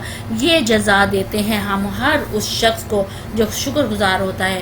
لوط نے اپنی قوم کے لوگوں کو ہماری پکڑ سے خبردار کیا، مگر وہ ساری تنبیہات کو مشکوک سمجھ کر باتوں میں اڑاتے رہے۔ پھر انہوں نے اسے اپنے مہمانوں کی حفاظت سے باز رکھنے کی کوشش کی۔ آخرکار ہم نے کون سے مہمان جو فرشتے گئے تھے، ہم نے ان کی آنکھیں مونڈ دیں کہ چکھو اب میرے عذاب اور میری تنبیہات کا مزہ۔ صبح سویرے ہی ایک اٹل عذاب نے ان کو آ لیا، چکھو مزہ اب میرے عذاب کا اور میری تنبیہات کا۔ ہم نے اس قرآن کو نصیحت کے لیے آسان ذریعہ بنا دیا ہے، بس ہے کوئی نصیحت قبول کرنے والا؟ یعنی بار بار اتنی خوبصورتی کے انداز سے اللہ تعالیٰ کہہ رہے ہیں کہ ہے کوئی نصیحت قبول کرنے والا. تو ہم اقرار کرتے ہیں اللہ تعالیٰ جی، ہم انشاءاللہ تعالیٰ اس نصیحت کو قبول کرتے ہیں اور اس کے اوپر عمل کریں گے انشاءاللہ. اور آل فرعون کے پاس بھی تنبیہات آئی تھی، مگر انہوں نے ہماری ساری نشانیوں کو جھٹلا دیا. آخر کو ہم نے انہیں پکڑا جس طرح کوئی زبردست قدرت والا پکڑتا ہے. کیا تمہارے کفار کچھ ان لوگوں سے بہتر ہیں، یا آسمانی کتابوں میں تمہارے لیے کوئی معافی لکھی ہوئی ہے؟ یا ان لوگوں کا کہنا یہ ہے کہ ہم ایک مضبوط جتھا ہیں، اپنا بچاؤ کر لیں، عنقریب یہ جتھا شکست کھا جائے گا اور یہ سب پیٹ پھیر کر بھاگتے نظر آئیں گے. بلکہ ان سے نپٹنے کے لیے اصل وعدے کا وقت تو قیامت ہے، اور وہ بڑی آفت ہے اور زیادہ تلخ ساتھ ہے، یعنی زیادہ بہت سخت گھڑی، لمحے کی گھڑی ہوگی وہ. یہ مجرم لوگ در حقیقت غلط فہمی میں مبتلا ہیں اور ان کی عقل ماری گئی ہے. جس روز یہ منہ کے بل آگ میں گھسیٹے جائیں گے، اس روز ان سے کہا جائے گا کہ اب چکھو جہنم کی لپٹ کا مزہ. ہم نے ہر چیز ایک تقدیر کے ساتھ پیدا کی ہے، یعنی ہر چیز میں کوئی اس طرح سے الٹ پلٹ نہیں کوئی چیز پیدا کی، بلکہ بڑی ترتیب کے ساتھ، اور بڑی اس میں ایک تقدیر ہے جس کا ایک وقت مقرر ہے اور ایک خاص شکل میں اختیار کی گئی ہے، ایک خاص حد تک اس کے جو ہے مدت رکھی گئی ہے. اس خاص وقت تک کسی کو ختم ہونا ہے اور دوسرا عالم جو ہے وہ اس کا وقت جو ہے وہ شروع ہوگا. یہ فرمایا جا رہا ہے. فرمایا اور ہمارا حکم بس ایک ہی حکم ہوتا ہے، اور پلک جھپکاتے وہ عمل میں آ جاتا ہے. تم جیسے بہت سوں کو ہم ہلاک کر چکے ہیں. پھر ہے کوئی نصیحت قبول کرنے والا؟ جو کچھ انہوں نے کیا ہے وہ سب دفتروں میں درج ہے اور ہر چھوٹی بڑی بات لکھی ہوئی ہے. یعنی کہا جا رہا ہے کہ قیامت جو ہے برپا کرنے کے لیے اللہ تعالیٰ کہہ رہے ہیں ہمیں کوئی بڑی تیاری نہیں کرنی پڑے گی، اور نہ اسے لانے کے لیے کوئی بڑی مدت جو ہے وہ صرف کرنی پڑے گی، بلکہ ہماری طرف سے بس ایک حکم صادر ہوگا، اور اس میں بھی حکم صادر ہونے میں بھی ذرا دیر نہیں لگے گی. اس حکم صادر ہوتے ہی، پلک جھپکاتے ہی یہ قیامت جو ہے یہ برپا ہو جائے گی. اس کا ذکر کیا جا رہا ہے. فرمایا نافرمانی سے پرہیز کرنے والے یقیناً باغوں نہروں میں ہوں گے، سچی عزت کی جگہ، بڑے ذی اقتدار بادشاہ کے قریب. یعنی یہ لوگ اس غلط فہمی میں بھی نہ رہیں کہ ان کا کیا دھرا جو ہے کہیں غائب ہو گیا ہے. نہیں، ہر شخص، ہر گروہ، ہر قوم کا پورا ریکارڈ محفوظ ہے اور اپنے وقت پر وہ سامنے آ جائے گا. اور یہ کہ کہا جا رہا ہے کہ کسی خدائے حکیم و عدل کی خدائی نہیں ہے، نہیں، بلکہ کسی اندھے راجا کی چوپٹ بھی نہیں ہے جس میں آدمی جو ہے جو کچھ چاہے جو کچھ کرتا پھرے اپنی مرضی سے، کوئی اس سے باز پرس نہیں ہوگی، کوئی پوچھنے والا نہیں ہوگا. اور پھر کہا جا رہا ہے کہ جو تمہاری آنکھیں کھولنے کے لیے انسانی تاریخ موجود ہے، جس میں اسی روش پر چلنے والی قومیں جو ہیں پے در پہ ترپا ہوئی ہیں، جن کا اب بھی ہم نے ذکر سنا ہے کہ کس طریقے سے ان قوموں کے اوپر عذاب آئے ہیں، کس طریقے سے. تو یہ ضد چھوڑ دو، یہ ہٹ درمی چھوڑ دو، اپنی آنکھوں کو کھولو، اپنے کانوں کو کھولو اور دیکھو ان کے اوپر کس طرح عذاب آیا ہے. تو اللہ تعالیٰ یہاں پہ یہی کہ قیامت کے دن بھی وہ اٹھائے جائیں گے اور پھر اس طریقے سے ان کو اللہ تعالیٰ پکڑے گا، اور جنہوں نے نافرمانی جو ہے وہ کی ہوگی ان کو پکڑے گا، اور جنہوں نے نافرمانی سے پرہیز کیا ہوگا ان کو پھر اللہ تعالیٰ کہہ رہے ہیں کہ باغوں اور نہروں میں رکھیں گے اور سچی عزت اس دن وہ پائیں گے. یہ سورہ قمر تھی. آگے سورہ رحمان، تو اس کو دیکھتے ہیں. سورہ رحمان ترتیب کے لحاظ سے 55 نمبر ہے، نزول کے اعتبار سے 97 نمبر ہے. رحمان اللہ تعالیٰ کی صفت ہے، یعنی رحمت. اور یہ مکہ معظمہ ہی میں ہجرت سے کئی سال پہلے یہ صورت نازل ہوئی تھی. حضرت عبداللہ بن عمر رضی اللہ تعالیٰ عنہ سے روایت نقل ہے کہ ایک مرتبہ نبی پاک صلی اللہ علیہ وسلم نے سورہ رحمان خود تلاوت فرمائی، تو یا آپ صلی اللہ علیہ وسلم کے سامنے یہ صورت پڑھی گئی.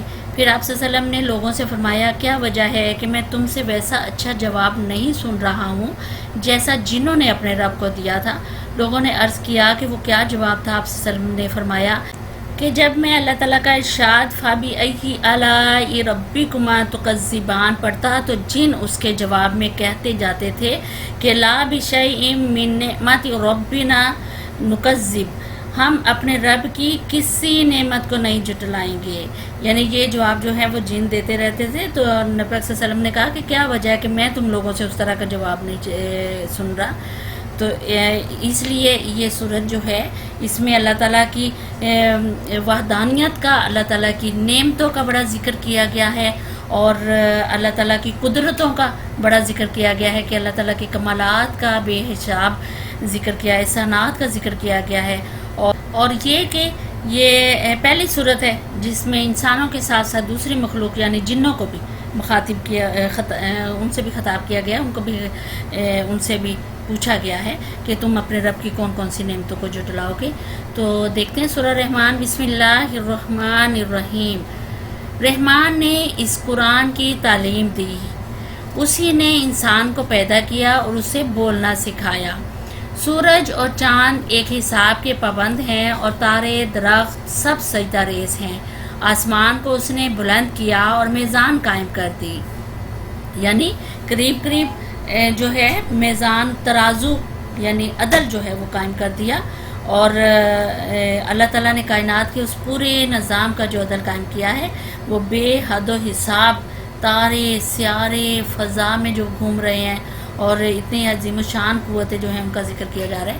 فرمایا اور میزان قائم کر دی. اس کا تقاضا یہ ہے کہ تم میزان میں خلل نہ ڈالو، یعنی اس کی جو یہ دنیا ہے، یہ جو کائنات میں جو متوازن ہے ایک طرح کا، تو اس میں اللہ تعالیٰ کہہ رہے ہیں کہ اس کے نظم و ضبط میں، اس کے جو وہ چل رہا ہے اس میں کسی قسم کا خلل جو ہے وہ نہ ڈالو. انصاف کے ساتھ ٹھیک ٹھیک تولو اور ترازو میں ڈنڈی نہ مارو. زمین کو اس نے سب مخلوقات کے لیے بنایا، اس میں ہر طرح کے باکثرت لذیذ پھل ہیں. کھجور کے درخت ہیں جن کے پھل غلافوں میں لپٹے ہوئے ہیں، طرح طرح کے غلے ہیں جن میں بھوسا بھی ہوتا ہے اور دانہ بھی. پس ہے جن و انس، تم اپنے رب کی کن کن نعمتوں کو جھٹلاؤ گے. انسان کو اس نے ٹھیکری جیسے سوکھے سڑے ہوئے گارے سے بنایا، اور جن کو آگ کی لپٹ سے بنایا. یعنی جن کو اس نے آگ کی لپٹ سے، جبکہ انسان کو سوکھے ہوئے کھڑکری جو مٹی ہوتی ہے، کھڑکرانے والی مٹی جو ہوتی ہے اس کے گارے سے بنایا ہے. پس ہے جن و انس، تم اپنے رب کی کن کن عجائب قدرت کو جھٹلاؤ گے.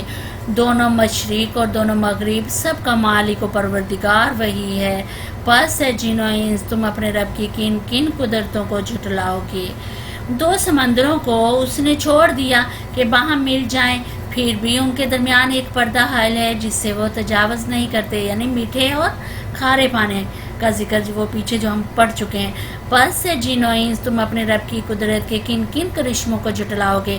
ان سمندروں سے موتی اور مونگے نکلتے ہیں. پس سے جن و انس، تم اپنے رب کی قدرت کے کن کن کمالات کو جھٹلاؤ گے. اور یہ جہاز اسی کے ہیں جو سمندر میں پہاڑوں کی طرح اونچے اٹھتے ہوئے ہیں. پس ہے جن و انس، تم اپنے رب کے کن کن احسانات کو جھٹلاؤ گے. ہر چیز جو اس زمین پر ہے فنا ہو جانے والی ہے، اور تیرے رب کی جلیل و کریم ذات ہی باقی رہنے والی ہے. پس ہے جن و انس، تم اپنے رب کے کن کن کمالات کو جھٹلاؤ گے. یہاں پہ ہم بھی یہ سارا پڑھتے جائیں گے، اور ہم بھی انشاءاللہ وہی جواب دیتے جائیں گے جو کہ جنہوں نے، جس کا ذکر نبی صلی اللہ علیہ وسلم نے کیا کہ جنہوں نے جو جواب دیا تھا لا بشیء من نعمت ربنا تکذب، کہ اللہ تعالیٰ ہم اپنے رب کی کسی نعمت کو نہیں جھٹلائیں گے انشاءاللہ. فرمایا تم اپنے رب کے کن کن کمالات کو جھٹلاؤ گے. ہر چیز جو اس زمین پر ہے فنا ہو جانے والی ہے، اور صرف تیرے رب کی جلیل و کریم ذات ہی باقی رہنے والی ہے بے شک. پس ہے جن و انس، تم اپنے رب کے کن کن کمالات کو جھٹلاؤ گے. زمین اور آسمان میں جو کچھ بھی ہے سب اپنی حاجتیں اسی سے مانگ رہے ہیں، ہر آن وہ نئی شان میں ہے. پس ہے جن و انس، تم اپنے رب کی کن کن صفات حمیدہ کو جھٹلاؤ گے. لا بشیء من نعمت ربنا نکذب، ہم اپنے رب کی کسی نعمت کو نہیں جھٹلائیں گے. ہمارا بار بار وہی جواب ہمارا بھی ہونا چاہیے. فرمایا اے زمین کے بوجھو، عنقریب ہم تم سے باز پرس کرنے کے لیے فارغ ہوئے جاتے ہیں. یعنی خطاب ہو رہا ہے کہ خالق اپنی مخلوق سے اب خطاب کر رہا ہے. ان دو گروہوں نالائق گروہوں سے خطاب کر رہا ہے، کہہ رہا ہے کہ اے لوگو جو زمین پر بار بنے ہوئے ہو، یعنی بوجھ بنے ہوئے، عنقریب میں تمہاری خبر جو ہے وہ لینے کے لیے فارغ ہو جاؤں گا، یعنی کہ لینے والا ہوں ایک خاص مقرر وقت میں۔ فرمایا پھر دیکھ لیں گے کہ تم اپنے رب کے کن کن احسانات کو جھٹلاتے ہو۔ اے گروہ جن و انس، اگر تم زمین اور آسمانوں کی سرحدوں سے نکل کر بھاگ سکتے ہو تو بھاگ دیکھو، نہیں بھاگ سکتے، اس کے لیے بڑا زور چاہیے۔ اپنے رب کی کن کن قدرتوں کو تم جھٹلاؤ گے، بھاگنے کی کوشش کرو گے، تم پر آگ کا شعلہ اور دھواں چھوڑ دیا جائے گا جس کا تم مقابلہ نہ کر سکو گے۔ اے جن و انس، تم اپنے رب کے کن کن قدرتوں کا انکار کرو گے، پھر کیا بنے گی اس وقت جب آسمان پھٹے گا اور لال چمڑے کی طرح سرخ ہو جائے گا۔ اے جن و انس، اس وقت تم اپنے رب کی کن کن قدرتوں کو جھٹلاؤ گے۔ اس روز کسی انسان اور کسی جن سے اس کا گناہ پوچھنے کی ضرورت ہی نہ ہوگی۔ پھر دیکھ لیا جائے گا کہ تم دونوں گروہوں اپنے رب کے کن کن احسانات کا انکار کرتے ہو۔ مجرم وہاں اپنے چہروں سے پہچان لیے جائیں گے اور انہیں پیشانی کے بل اور پاؤں پکڑ پکڑ کر گھسیٹا جائے گا۔ اس وقت تم اپنے رب کی کن کن قدرتوں کو جھٹلاؤ گے۔ اس وقت کہا جائے گا یہ وہی جہنم ہے جس کو مجرمین جھوٹ قرار دیا کرتے تھے۔ اس جہنم اور کھولتے ہوئے پانی کے درمیان وہ گردش کرتے رہیں گے، پھر اپنے رب کی کن کن قدرتوں کو جھٹلاؤ گے۔ اور ہر اس شخص کے لیے جو اپنے رب کے حضور پیش ہونے کا خوف رکھتا ہو دو باغ ہیں۔ اپنے رب کے کن کن انعامات کو تم جھٹلاؤ گے، ہری بڑی ڈالیوں سے بھرپور اپنے رب کے کن کن انعامات کو تم جھٹلاؤ گے۔ دونوں باغوں میں دو چشمے رواں، اپنے رب کے کن کن انعامات کو تم جھٹلاؤ گے۔ دونوں باغوں میں ہر پھل کی دو قسمیں، اپنے رب کے کن کن انعامات کو تم جھٹلاؤ گے۔ جنتی لوگ ایسے فرشوں پر تکیے لگا کر بیٹھیں گے جن کے استر دبیز ریشم کے ہوں گے، یعنی ریشمی کپڑے کے ہوں گے، اور باغوں کی ڈالیاں پھلوں سے جھکی پڑ رہی ہوں گی۔ اپنے رب کے کن کن انعامات کو تم جھٹلاؤ گے۔ ان نعمتوں کے درمیان شرمینی نگاہوں والیاں ہوں گی جنہیں ان جنتیوں سے پہلے کسی انسان یا جن نے چھوا نہیں ہوگا۔ اپنے رب کے کن کن انعامات کو تم جھٹلاؤ گے، ایسی خوبصورت جیسے ہیرے اور موتی۔ اپنے رب کے کن کن انعامات کو تم جھٹلاؤ گے، نیکی کا بدلہ نیکی کے سوا اور کیا ہو سکتا ہے۔ پھر جن و انس، اپنے رب کے کن کن اوصاف حمیدہ کا تم انکار کرو گے۔ لا بشیم من نعمتی ربنا نکذب، ہم اپنے رب کی کسی نعمت کو نہیں جھٹلائیں گے۔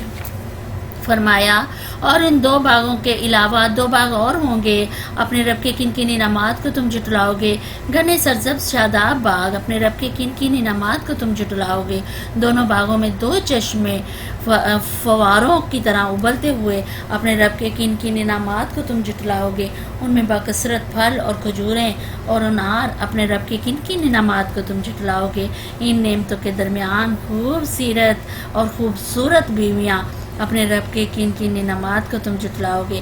خیموں میں ٹھہرائی ہوئی حوریں، اپنے رب کے کن کن انعامات کو تم جھٹلاؤ گے۔ ان جنتیوں سے پہلے کبھی کسی انسان یا جن نے ان کو نہ چھوا ہوگا، اپنے رب کے کن کن انعامات کو تم جھٹلاؤ گے۔ وہ جنتی سبز قالینوں اور نفیس و نادر فرشوں پر تکیے لگا کر بیٹھیں گے، اپنے رب کے کن کن انعامات کو تم جھٹلاؤ گے۔ بڑی برکت والا ہے تیرے رب جلیل و کریم کا نام، بڑی برکت والا ہے تیرے رب جلیل و کریم کا نام۔ بے شک جواب ہم بھی جواب دیتے ہیں، لا بشیء من نعمت ربنا نکذب، ہم اپنے رب کی کسی نعمت کو نہیں جھٹلائیں گے، بالکل بھی نہیں جھٹلائیں گے۔ یہ سورہ رحمان جس کو ہم دیکھ رہے ہیں، جس میں اللہ تعالیٰ نے بے شمار اپنی قدرتوں کا ذکر کیا ہے اور بے شمار نعمتوں کا ذکر کیا ہے، اور پھر ہمارا جواب بھی یہی ہے کہ ہم کسی نعمت کو انشاءاللہ نہیں جھٹلائیں گے۔ آگے سورہ واقعہ، اس کو انشاءاللہ ہم سمجھنے کی کوشش کرتے ہیں۔ ترتیب کے لحاظ سے 56 نمبر سورہ واقعہ کا، اور نزول کے اعتبار سے 46 نمبر ہے اس کا۔ اور واقعہ کیسے کہتے ہیں؟ قیامت، ایک حادثہ، ایک خبر اور ایک ماجرا ہو گیا، تو اس کو یعنی قیامت کا حادثہ یہاں پہ نام ہے، تو اس کو واقعہ کہتے ہیں۔ اور اس کا جو موضوع ہے وہی آخرت، توحید اور قرآن کے متعلق کفار مکہ کے جو شبہات تھے ان کی تردید کی گئی ہے اس صورت میں۔ اور وہ سب سے زیادہ جس چیز کو ناقابل یقین قرار دیتے تھے وہ یہی تھی کہ کبھی قیامت جو ہے وہ برپا نہیں ہوگی، اور جب زمین میں جس میں زمین و آسمان کا سارا نظام جو ہے درم برم ہو جائے گا، تو یہاں پہ ان کو آگاہ کیا گیا، متنبہ کیا گیا کہ وہ ایک روز جو ہے وہ آ کر رہے گی، اور پھر تمام مرے ہوئے انسان جو ہیں وہ دوبارہ جلا اٹھائے جائیں گے اور ان کا محاسبہ کیا جائے گا۔ نیک انسان جنت کے باغوں میں رکھے جائیں گے اور گناہ گار جو ہیں وہ انسان دوزخ میں جائیں گے۔ یہ اس میں انشاءاللہ یہ بات ہوگی اس میں۔ بسم اللہ الرحمن الرحیم۔ جب وہ ہونے والا واقعہ پیش آ جائے گا یعنی قیامت، تو کوئی اس کے وقوع کو جھٹلانے والا نہ ہوگا، وہ تہ و بالا کر دینے والی آفت ہوگی، یعنی بہت بلند، اور اس طرح سے آفت اس طرح کی ہوگی کہ جس سے تہس نہس ہر چیز ہو جائے گی۔ زمین اس وقت یربارگی ہلا ڈالی جائے گی، یعنی کانپنے لگے گی، زمین جو ہوگی استغفر اللہ وہ کانپنے لگے گی، اور پہاڑ اس طرح ریزہ ریزہ کر دیے جائیں گے کہ پراگنڈا غبار بن کر رہ جائیں گے، یعنی جس طرح بکھرے ہوئے غبار کے جو ذرات ہیں وہ کبھی کس طرف اڑ رہے ہوتے ہیں، کبھی کس طرف اڑ رہے ہوتے ہیں، تو یہ جو پہاڑ ہیں یہ ریزہ ریزہ کر دیے جائیں گے اور اس طرح پھر اڑیں گے، یہ روئی کی طرح اڑیں گے اس طرح۔ قیامت کا یہاں پہ نقشہ جو ہے وہ کھینچا گیا ہے۔ تم لوگ اس وقت 3 گروہوں میں تقسیم ہوگے، یعنی اب وہ کون سے 3 گروہ ہیں؟ دائیں بازو والے، سو دائیں بازو والے کی خوش نصیبی کا کیا کہنا، نمبر 1 پہ ہیں۔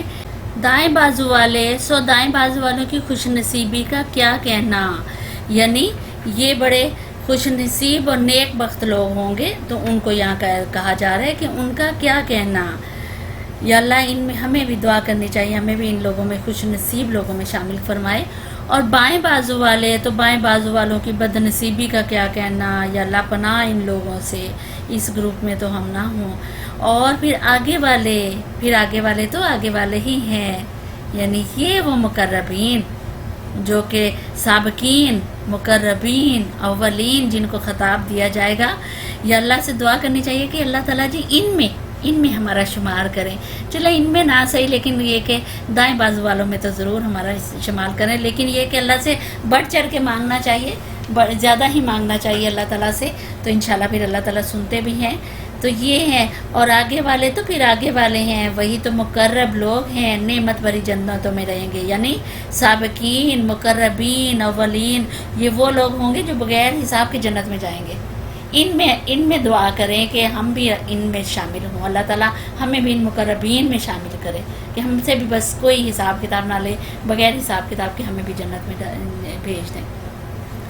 فرمایا اگلوں میں سے بہت ہوں گے اور پچھلوں میں سے بہت کم، یعنی پہلی امتوں میں سے بہت ہوں گے اور بعد کی امت سے بہت کم، یعنی یہ کہا جا رہا ہے یہاں پہ کہ جو بعد والی امت ہوں گی اس سے بہت کم ہوں۔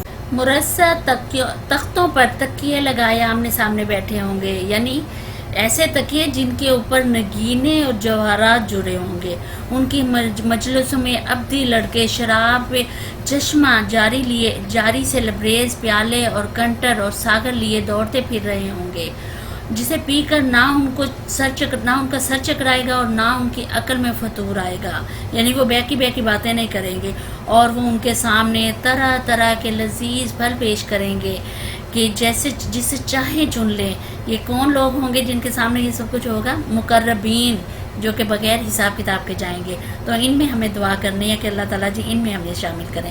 اور پرندوں کے گوشت پیش کریں گے کہ جس پرندے کا چاہے استعمال کریں، اور ان کے لیے خوبصورت آنکھوں والی حوریں ہوں گی، ایسی حسین جیسے چھپا کر رکھے ہوئے موتی۔ یہ سب کچھ ان اعمال کی جزا کے طور پہ انہیں ملے گا جو وہ دنیا میں کرتے رہے ہیں۔ وہاں وہ کوئی بےہودہ کلام یا گناہ کی بات نہ سنیں گے، جو بات بھی ہوگی ٹھیک ہوگی۔ اور دائیں بازو والوں کی خوش نصیبی کا کیا کہنا؟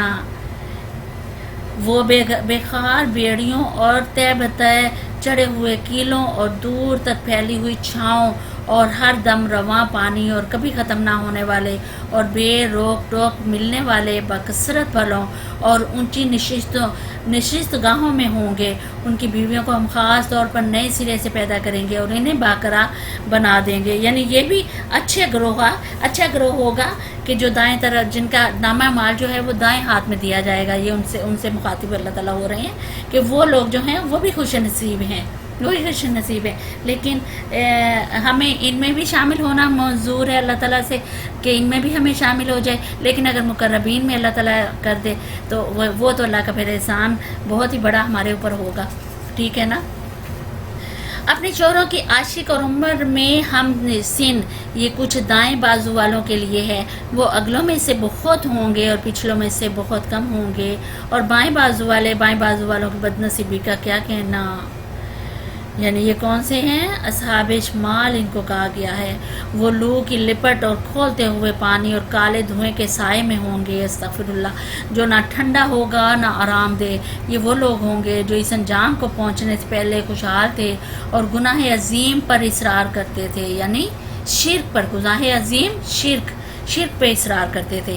کیا جب ہم مر کر خاک ہو جائیں گے اور ہڈیوں کا پنجرہ بن جائیں گے تو پھر اٹھا کھڑے کیے جائیں گے؟ اور کیا ہمارے وہ باپ دادا بھی اٹھائے جائیں گے جو پہلے گزر چکے ہیں؟ اے نبی صلی اللہ علیہ وسلم، ان لوگوں سے کہو یقیناً اگلے اور پچھلے سب ایک دن ضرور جمع کیے جانے والے ہیں جس کا وقت مقرر کیا جا چکا ہے۔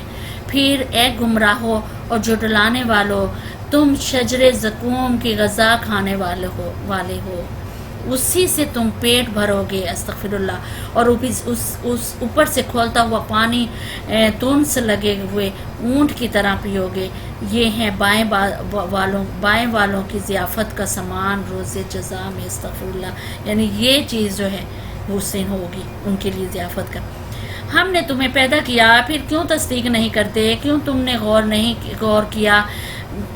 غور کیا یہ نطفہ جو تم ڈالتے ہو اس سے بچہ تم بناتے ہو یا اس کے بنانے والے ہم ہیں؟ یعنی اللہ تعالیٰ کہہ رہے ہیں کہ اتنی میری قدرت کا تم غور نہیں کر سکتے کہ کس نے بنایا؟ یہ تمہارے درمیان موت کو تقسیم کیا ہے اور ہم اس سے عاجز نہیں ہیں کہ تمہاری شکلیں بدل دیں اور کسی ایسی شکل میں تمہیں پیدا کر دیں جس کو تم نہیں جانتے۔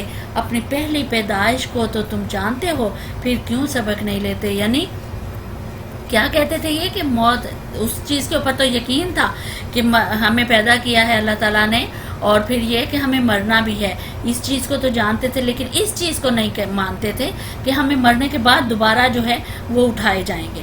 یہ چیز بتائی جا رہی ہے ان کو یہاں پہ۔ فرمایا کبھی تم نے سوچا یہ بیج جو تم بوتے ہو ان سے کھیتیاں تم اگاتے ہو یا ان کے اگانے والے ہم ہیں؟ یعنی تم اگاتے ہو کہ ہم اگاتے ہیں؟ ہم چاہیں تو ان کھیتیوں کو بس بنا کر رکھتے ہیں اور تم طرح طرح کی باتیں بناتے رہ جاؤ کہ ہم پر تو الٹی چٹی پڑ گئی، بلکہ ہمارے تو نصیب ہی پھوٹے ہوئے ہیں۔ کبھی تم نے آنکھیں کھول کر دیکھا یہ پانی جو تم پیتے ہو اسے تم نے بادل سے برسایا ہے یا اس کے برسانے والے ہم ہیں؟ ہم چاہیں تو اسے سخت کھاری بنا کر رکھ دیں، پھر کیوں تم شکر گزار نہیں کرتے؟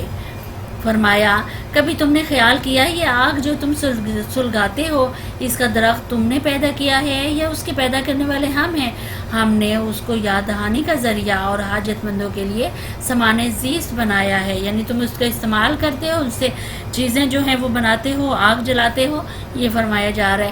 پس نبی صلی اللہ علیہ وسلم اپنے رب عظیم کے نام کی تسبیح کرو، یعنی تسبیح کرو اپنے اس نام کی، اس کا مبارک نام لے کر یہ اظہار اعلان کرو کہ وہ ان تمام عیوب اور نقائص سے پاک ہے اور کمزوریوں سے پاک ہے جو یہ کفار اور مشرکین جو ہیں اللہ تعالیٰ اس رب العالمین کی طرف منسوب کرتے ہیں۔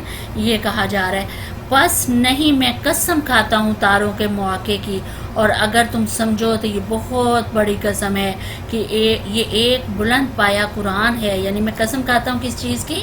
کہ تاروں کی قسم کھاتا ہوں اس موقع کی کہ یہ ایک بلند پایا تکمیل قرآن ہے، ایک محفوظ کتاب میں ثبت، یعنی محفوظ لوح محفوظ میں، جسے مطہرین کے سوا کوئی نہیں چھو سکتا، یعنی پاک مخلوق جو فرشتے ہیں وہ اس کو چھو سکتے ہیں، یا یہ کہ جو پرہیزگار اور مطہرین ہیں جو پاک صاف ہیں وہ اس کو چھو سکتے ہیں، یہ کہا جا رہا ہے یہاں پہ۔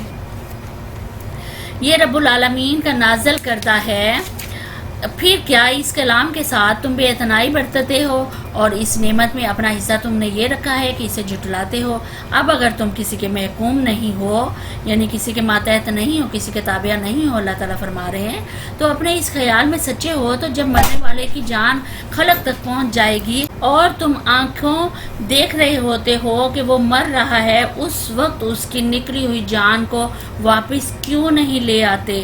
اس وقت تمہاری بنسبت ہم اس کے زیادہ قریب ہوتے ہیں مگر تم کو نظر نہیں آتے۔ پھر وہ مرنے والا اگر مقربین میں سے ہو تو اس کے لیے راحت اور عمدہ رزق اور نعمت بھری جنت ہے۔ یعنی کہا جا رہا ہے کہ جو بالکل نزا کی حالت میں ہوتا ہے، مرنے والا ہوتا ہے، اگر تم اس چیز کے وہ ہو تو تم پھر اس کو زندہ کر لو، اس کو نہ مرنے دو۔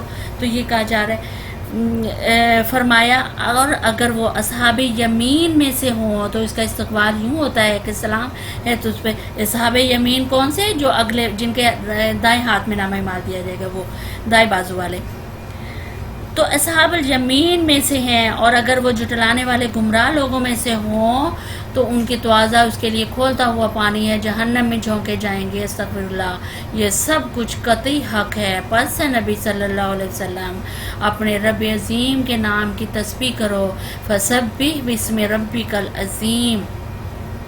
حضرت عقبہ رضی اللہ تعالیٰ عنہ روایت کرتے ہیں کہ جب یہ آیت نازل ہوئی تھی تو نبی صلی اللہ علیہ وسلم نے حکم دیا تھا کہ اس کو تم لوگ اپنے رکوع میں رکھو، یعنی رکوع میں اس تسبیح کو پڑھا کرو، یعنی رکوع میں سبحان ربی العظیم کہا کرو۔ اور جب یہ آیت سبح اسم ربک الاعلیٰ نازل ہوئی تو آپ صلی اللہ علیہ وسلم نے فرمایا کہ اسے اپنے سجدے میں رکھو، یعنی سبحان ربی الاعلیٰ کہا کرو۔ تو اس سے پتہ چلتا ہے کہ نبی صلی اللہ علیہ وسلم نے نماز کا جو طریقہ مقرر فرمایا ہے اس کے چھوٹے سے چھوٹے اجزاء تک قرآن پاک کے اشاروں سے ماخوذ ہے، یعنی کہ اس میں بھی خیال رکھا گیا ہے کہ کہاں پہ کس چیز کو ہونا چاہیے، کس چیز کو پڑھنا چاہیے۔ تو یہ سورہ واقعہ، آگے سورہ حدید، اس کو انشاءاللہ ہم سمجھتے ہیں۔ سورہ حدید ترتیب کے لحاظ سے 57 نمبر ہے اور نزول کے اعتبار سے 94 نمبر ہے۔ حدید کہتے ہیں لوہے کو، اس میں اللہ کی نعمت جو لوہا ہے اس کا ذکر اس میں کیا گیا ہے، تو اس مناسبت سے اس سورت کا نام سورہ حدید سے رکھا گیا۔ اس میں جو جس موضوع پہ بات ہوئی ہے وہ انفاق فی سبیل اللہ کی لوگوں کو تلقین کی گئی ہے کہ اللہ کے راستے میں دل کھول کے خرچ کرو، تو اس کا ذکر اس میں ہے۔ بسم اللہ الرحمن الرحیم۔ اللہ کی تسبیح کی ہے ہر اس چیز نے جو زمین اور آسمانوں میں ہے، اور وہی زبردست دانا ہے۔ زمین اور آسمانوں کی سلطنت کا مالک وہی ہے، زندگی بخشتا ہے اور موت دیتا ہے اور ہر چیز پر قدرت رکھتا ہے۔ وہی اول بھی ہے اور آخر بھی، اور ظاہر بھی ہے اور مخفی بھی، اور وہ ہر چیز کا علم رکھتا ہے۔ وہی ہے جس نے آسمان اور زمین کو 6 دنوں میں پیدا کیا اور پھر عرش پر جلوہ فرما ہوا۔ اس کے علم میں ہے جو کچھ زمین میں جاتا ہے اور جو کچھ اس سے نکلتا ہے، اور جو کچھ آسمان سے اترتا ہے اور جو کچھ اس میں چڑھتا ہے۔ وہ تمہارے ساتھ ہے جہاں بھی تم ہو، جو کام بھی تم کرتے ہو اسے وہ دیکھ رہا ہے۔ وہی زمین اور آسمان کی بادشاہی کا مالک ہے، اور تمام معاملات فیصلے کے لیے اسی کی طرف رجوع کیے جاتے ہیں۔ وہی رات کو دن میں اور دن کو رات میں داخل کرتا ہے، اور دلوں کے چھپے ہوئے راز تک جانتا ہے۔ یعنی اللہ رب العالمین نے ان جو آیات ابھی ہم نے پڑھی ہیں، ترجمہ پڑھ کیا ان کا، تو اس میں اللہ تعالیٰ نے اپنی قدرتوں کا ایک جو نقشہ ہے وہ کھینچا ہے کہ کس طریقے سے وہ یہ سارا چل رہا ہے، کہ وہی دن کو رات اور رات کو دن میں داخل کرتا ہے، اور وہی ہے جو دلوں کے چھپے ہوئے راز تک جانتا ہے۔ فرمایا ایمان لاؤ اللہ اور اس کے رسول پر، اور خرچ کرو ان چیزوں میں سے جن پر اس نے تم کو خلیفہ بنایا ہے۔ یعنی اب کیا کہا جا رہا ہے کہ اس میں جو مال تمہارے پاس ہے اس میں سے خرچ کرو، دراصل وہ ہمارا ہی، اللہ تعالیٰ کہہ رہے ہیں ہمارا ہی بخشا ہوا ہے، کسی اور نے تم کو نہیں دیا، اور تم اپنی ذات پہ خود اس کے مالک نہیں ہو، بلکہ اللہ نے اپنے خلیفہ ہونے کی حیثیت سے وہ مال تمہیں دیا ہے، اور لہٰذا اصل مالک جو ہے اس مال کا وہ صرف رب العالمین ہے۔ تو اب کہا جا رہا ہے کہ اس کی خدمت میں خرچ کرنے سے تمہیں دریغ نہیں کرنا چاہیے، تمہیں خرچ کرنا چاہیے اس کی خدمت میں، اور اس کے مال کو مالک کے مال کو مالک ہی کے کاموں میں خرچ کرنے سے تمہیں کوئی جی نہیں چرانا چاہیے. تو یہ کہا جا رہا ہے یہاں ہے. حدیث میں بھی ہے کہ حضور پاک صلی اللہ علیہ وسلم نے فرمایا کہ آدمی کہتا ہے کہ میرا مال، حالانکہ تیرا مال میں سے تیرا حصہ اس کے سوا کیا ہے جو تو نے کھا کر ختم کر دیا، یعنی تیرا، اور پہن کر پرانا کر دیا. یعنی تیرا مال صرف اتنا سا ہی ہے کہ جتنا تو نے کھا لیا اور پہن لیا اور وہ کر لیا اتنا سا ہے، یا صدقہ کر کے اسے آگے بھیج دیا. اس کے سوا جو کچھ بھی ہے وہ تیرے ہاتھ سے جانے والا ہے اور تو اس سے دوسروں کے لیے چھوڑ جانے والا ہے. یعنی جتنا مال تو نے کھا لیا وہ تیرا مال ہے جو تو نے اپنے اوپر خرچ کر لیا اور جو تو نے آگے صدقہ کر دیا. باقی جو پیچھے چھوڑ کے جائے گا وہ تیرا مال کہاں سے ہوا؟ وہ تو پھر تو پیچھے لوگ کے لیے چھوڑ گیا، اب وہ تو ضائع کریں، وہ رکھیں جو مرضی کریں. تو یہ کہا جا رہا ہے. فرمایا جو لوگ تم میں سے ایمان لائیں گے اور مال خرچ کریں گے ان کے لیے بڑا اجر ہے. تمہیں کیا ہو گیا ہے کہ تم اللہ پر ایمان نہیں لاتے ہو، حالانکہ رسول صلی اللہ علیہ وسلم تمہیں اپنے رب پر ایمان لانے کی دعوت دے رہا ہے اور وہ تم سے عہد لے چکا ہے. اب یہ کون سا عہد؟ یعنی اللہ اور رسول کی اطاعت کا وہ شعوری عہد چاہے اس کی بات ہو رہی ہے جو ہر مسلمان ایمان لا کر اپنے رب سے باندھتا ہے، اس عہد کو. اگر تم واقعی ماننے والے ہو، وہ اللہ ہی تو ہے جو اپنے بندے پر صاف صاف آیتیں نازل کرتا ہے تاکہ تمہیں تاریکیوں سے نکال کر روشنی میں لے آئے. اور حقیقت یہ ہے کہ اللہ تم پر نہایت شفیق اور مہربان ہے. آخر کیا وجہ ہے کہ تم اللہ کی راہ میں خرچ نہیں کرتے، حالانکہ زمین اور آسمان کی میراث اللہ ہی کے لیے ہے. تم میں سے جو لوگ فتح کے بعد خرچ اور جہاد کریں گے وہ کبھی ان لوگوں کے برابر نہیں ہو سکتے جنہوں نے فتح سے پہلے خرچ اور جہاد کیا تھا. ان کا درجہ بعد میں خرچ اور جہاد کرنے والوں سے بڑھ کر ہے، اگرچہ اللہ نے دونوں ہی سے اچھے وعدے فرمائے ہیں. یعنی پھر بھی جو جہاد سے پہلے جو خرچ کرتے ہیں اور جہاد سے پہلے ان کے برابر وہ لوگ نہیں آ سکتے جو جہاد کرنے کے بعد خرچ کرتے ہیں. تو ان کا وعدہ وعدہ ہے تو دونوں سے اللہ تعالیٰ نے بہترین کیا ہے کہ اللہ کی راہ میں جو بھی خرچ کرے گا اللہ اسے بہترین جگہ پہ رکھے گا. لیکن جو اولین ہوں گے، جو اول درجے میں شمار ہوں گے، وہ جہاد سے پہلے خرچ کرنے والے ہیں. تم کرتے ہو اللہ اس سے خبر، اچھے وعدے کرتے ہیں. جو کچھ تم کرتے ہو اللہ اس سے باخبر ہے. کون ہے جو اللہ کو قرض دے اچھا قرض تاکہ اللہ اسے کئی گنا بڑھا کر واپس دے اور اس کے لیے بہترین اجر ہے. یعنی کون ہے؟ اللہ تعالیٰ کہہ رہے ہیں جو قرض حسنہ دے، قرض حسنہ بہترین قرض اللہ کو دے اور یہ کہ وہ اس پر اپنی طرف سے بہترین اجر بھی جو ہے وہ تم کو عطا کرے گا. حدیث میں ہے، حضرت عبداللہ بن مسعود کی روایت ہے کہ جب یہ آیت نازل ہوئی تو حضور پاک صلی اللہ علیہ وسلم کی زبان مبارک سے لوگوں نے اس کو سنا. تو حضرت ابو دہرہ انصاری نے عرض کیا یا رسول اللہ کیا اللہ تعالیٰ ہم سے قرض چاہتا ہے؟ حضور پاک صلی اللہ علیہ وسلم نے فرمایا کہ ہاں. انہوں نے کہا ذرا اپنا ہاتھ مجھے دکھائیے. آپ صلی اللہ علیہ وسلم نے اپنا ہاتھ ان کی طرف بڑھا دیا. انہوں نے آپ صلی اللہ علیہ وسلم کا ہاتھ اپنے ہاتھ میں لے کر کہا میں نے اپنے رب کو اپنا باغ قرض دے دیا. حضرت عبداللہ بن مسعود فرماتے ہیں کہ اس باغ میں کھجور کے 600 درخت تھے، اس میں ان کا گھر تھا، وہی ان کے بال بچے رہتے تھے. حضور پاک صلی اللہ علیہ وسلم نے یہ بات کر کے وہ سیدھے گھر پہنچے اور بیوی کو پکار کر کہا کہ دہرہ کی ماں نکل آؤ، میں نے یہ باغ اپنے رب کو قرض دے دیا. وہ بولی تم نے نفع کا سودا کیا دہرہ کے باپ، اور اس وقت اپنا سامان اور اپنے بچے لے کر باغ سے نکل گئیں. تو اس واقعے سے اندازہ ہوتا ہے کہ مخلص جو اہل ایمان ہیں ان کا طرز عمل اس وقت جو تھا وہ کیا تھا، کہ اس سے یہ بات بھی سمجھ میں آ سکتی ہے کہ کیسا قرض حسنہ ہے جسے کئی گنا اللہ تعالیٰ بڑھا چڑھا کے جو ہے واپس کرتے ہیں. فرمایا ان سے کہا جائے گا کہ آج بشارت ہے تمہارے لیے، جنتیں ہوں گی جن کے نیچے نہریں بہہ رہی ہوں گی، جن میں وہ ہمیشہ رہیں گے.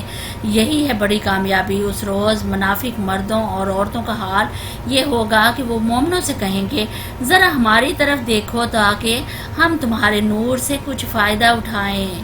یعنی جو منافق مرد اور عورت ہوں گی وہ مومنوں کی طرف دیکھیں گی اور انہیں کہیں گی انہیں کہیں گے کہ ذرا ہماری طرف دیکھو تو صحیح، شاید جو نور ہے اس سے ہمیں کچھ فائدہ حاصل ہو، تم سے نکل رہا ہے۔ مگر ان سے کہا جائے گا پیچھے ہٹ جاؤ، اپنا نور کہیں اور تلاش کرو۔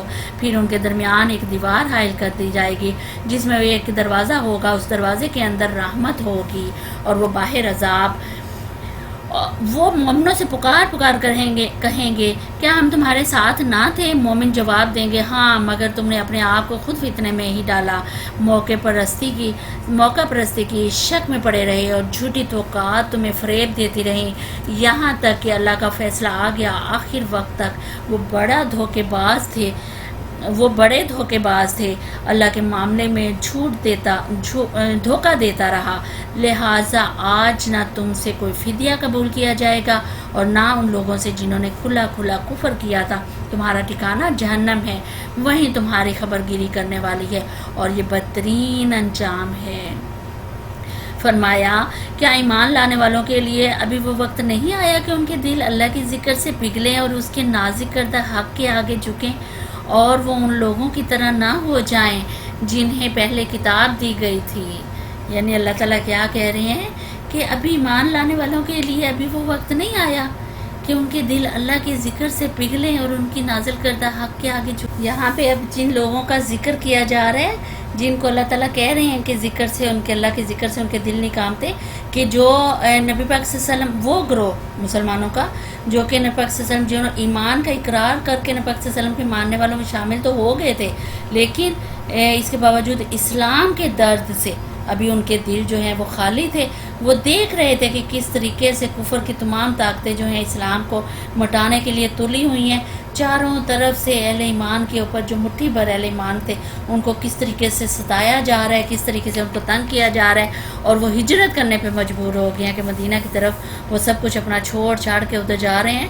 تو ان لوگوں کو یہاں پہ مخاطب کیا جا رہا ہے کہ یہ کیسے مسلمان ہیں، یہ کیسے ایمان کا دعویٰ کر رہے ہیں کہ ابھی تک ان کو ان مشکلات میں اپنے مومن بھائیوں کو دیکھ کے تو ان کو ذرا درد نہیں ہو رہا، ذرا ان کو تکلیف نہیں ہو رہی۔ ان لوگوں سے یہاں خطاب کیا جا رہا ہے کہ یہ ابھی بھی ان کے دل جو ہیں وہ اللہ کے ذکر سن کے پگھلے نہیں ہیں۔ اس نازک موقع پہ اوپر بھی ان کے کوئی نہیں، ان کے حق کے آگے یہ جھکنے والے نہیں ہیں۔ اور ان لوگوں کی طرح نہ ہو جاؤ جنہیں پہلے کتاب دی گئی تھی، پھر ایک لمبی مدت ان پر گزر گئی تو ان کے دل سخت ہو گئے، آج ان میں سے اکثر فاسق بنے ہوئے ہیں۔ یعنی کہا جا رہا ہے کہ ان لوگوں کی طرح تم بھی نہ ہو جاؤ کہ ان کے دل جو ہیں وہ سخت ہو گئے تھے، کہ تمہارے دل بھی ایسے سخت ہو گئے کہ تم اپنے بھائی بہنوں کی یہ تکلیفیں دیکھ کے تمہیں کچھ نہیں ہو رہا۔ غور کریں آج ہم اپنے معاشرے میں، غور کریں آج ہمارے مسلمانوں کے ساتھ کیا ہو رہا ہے۔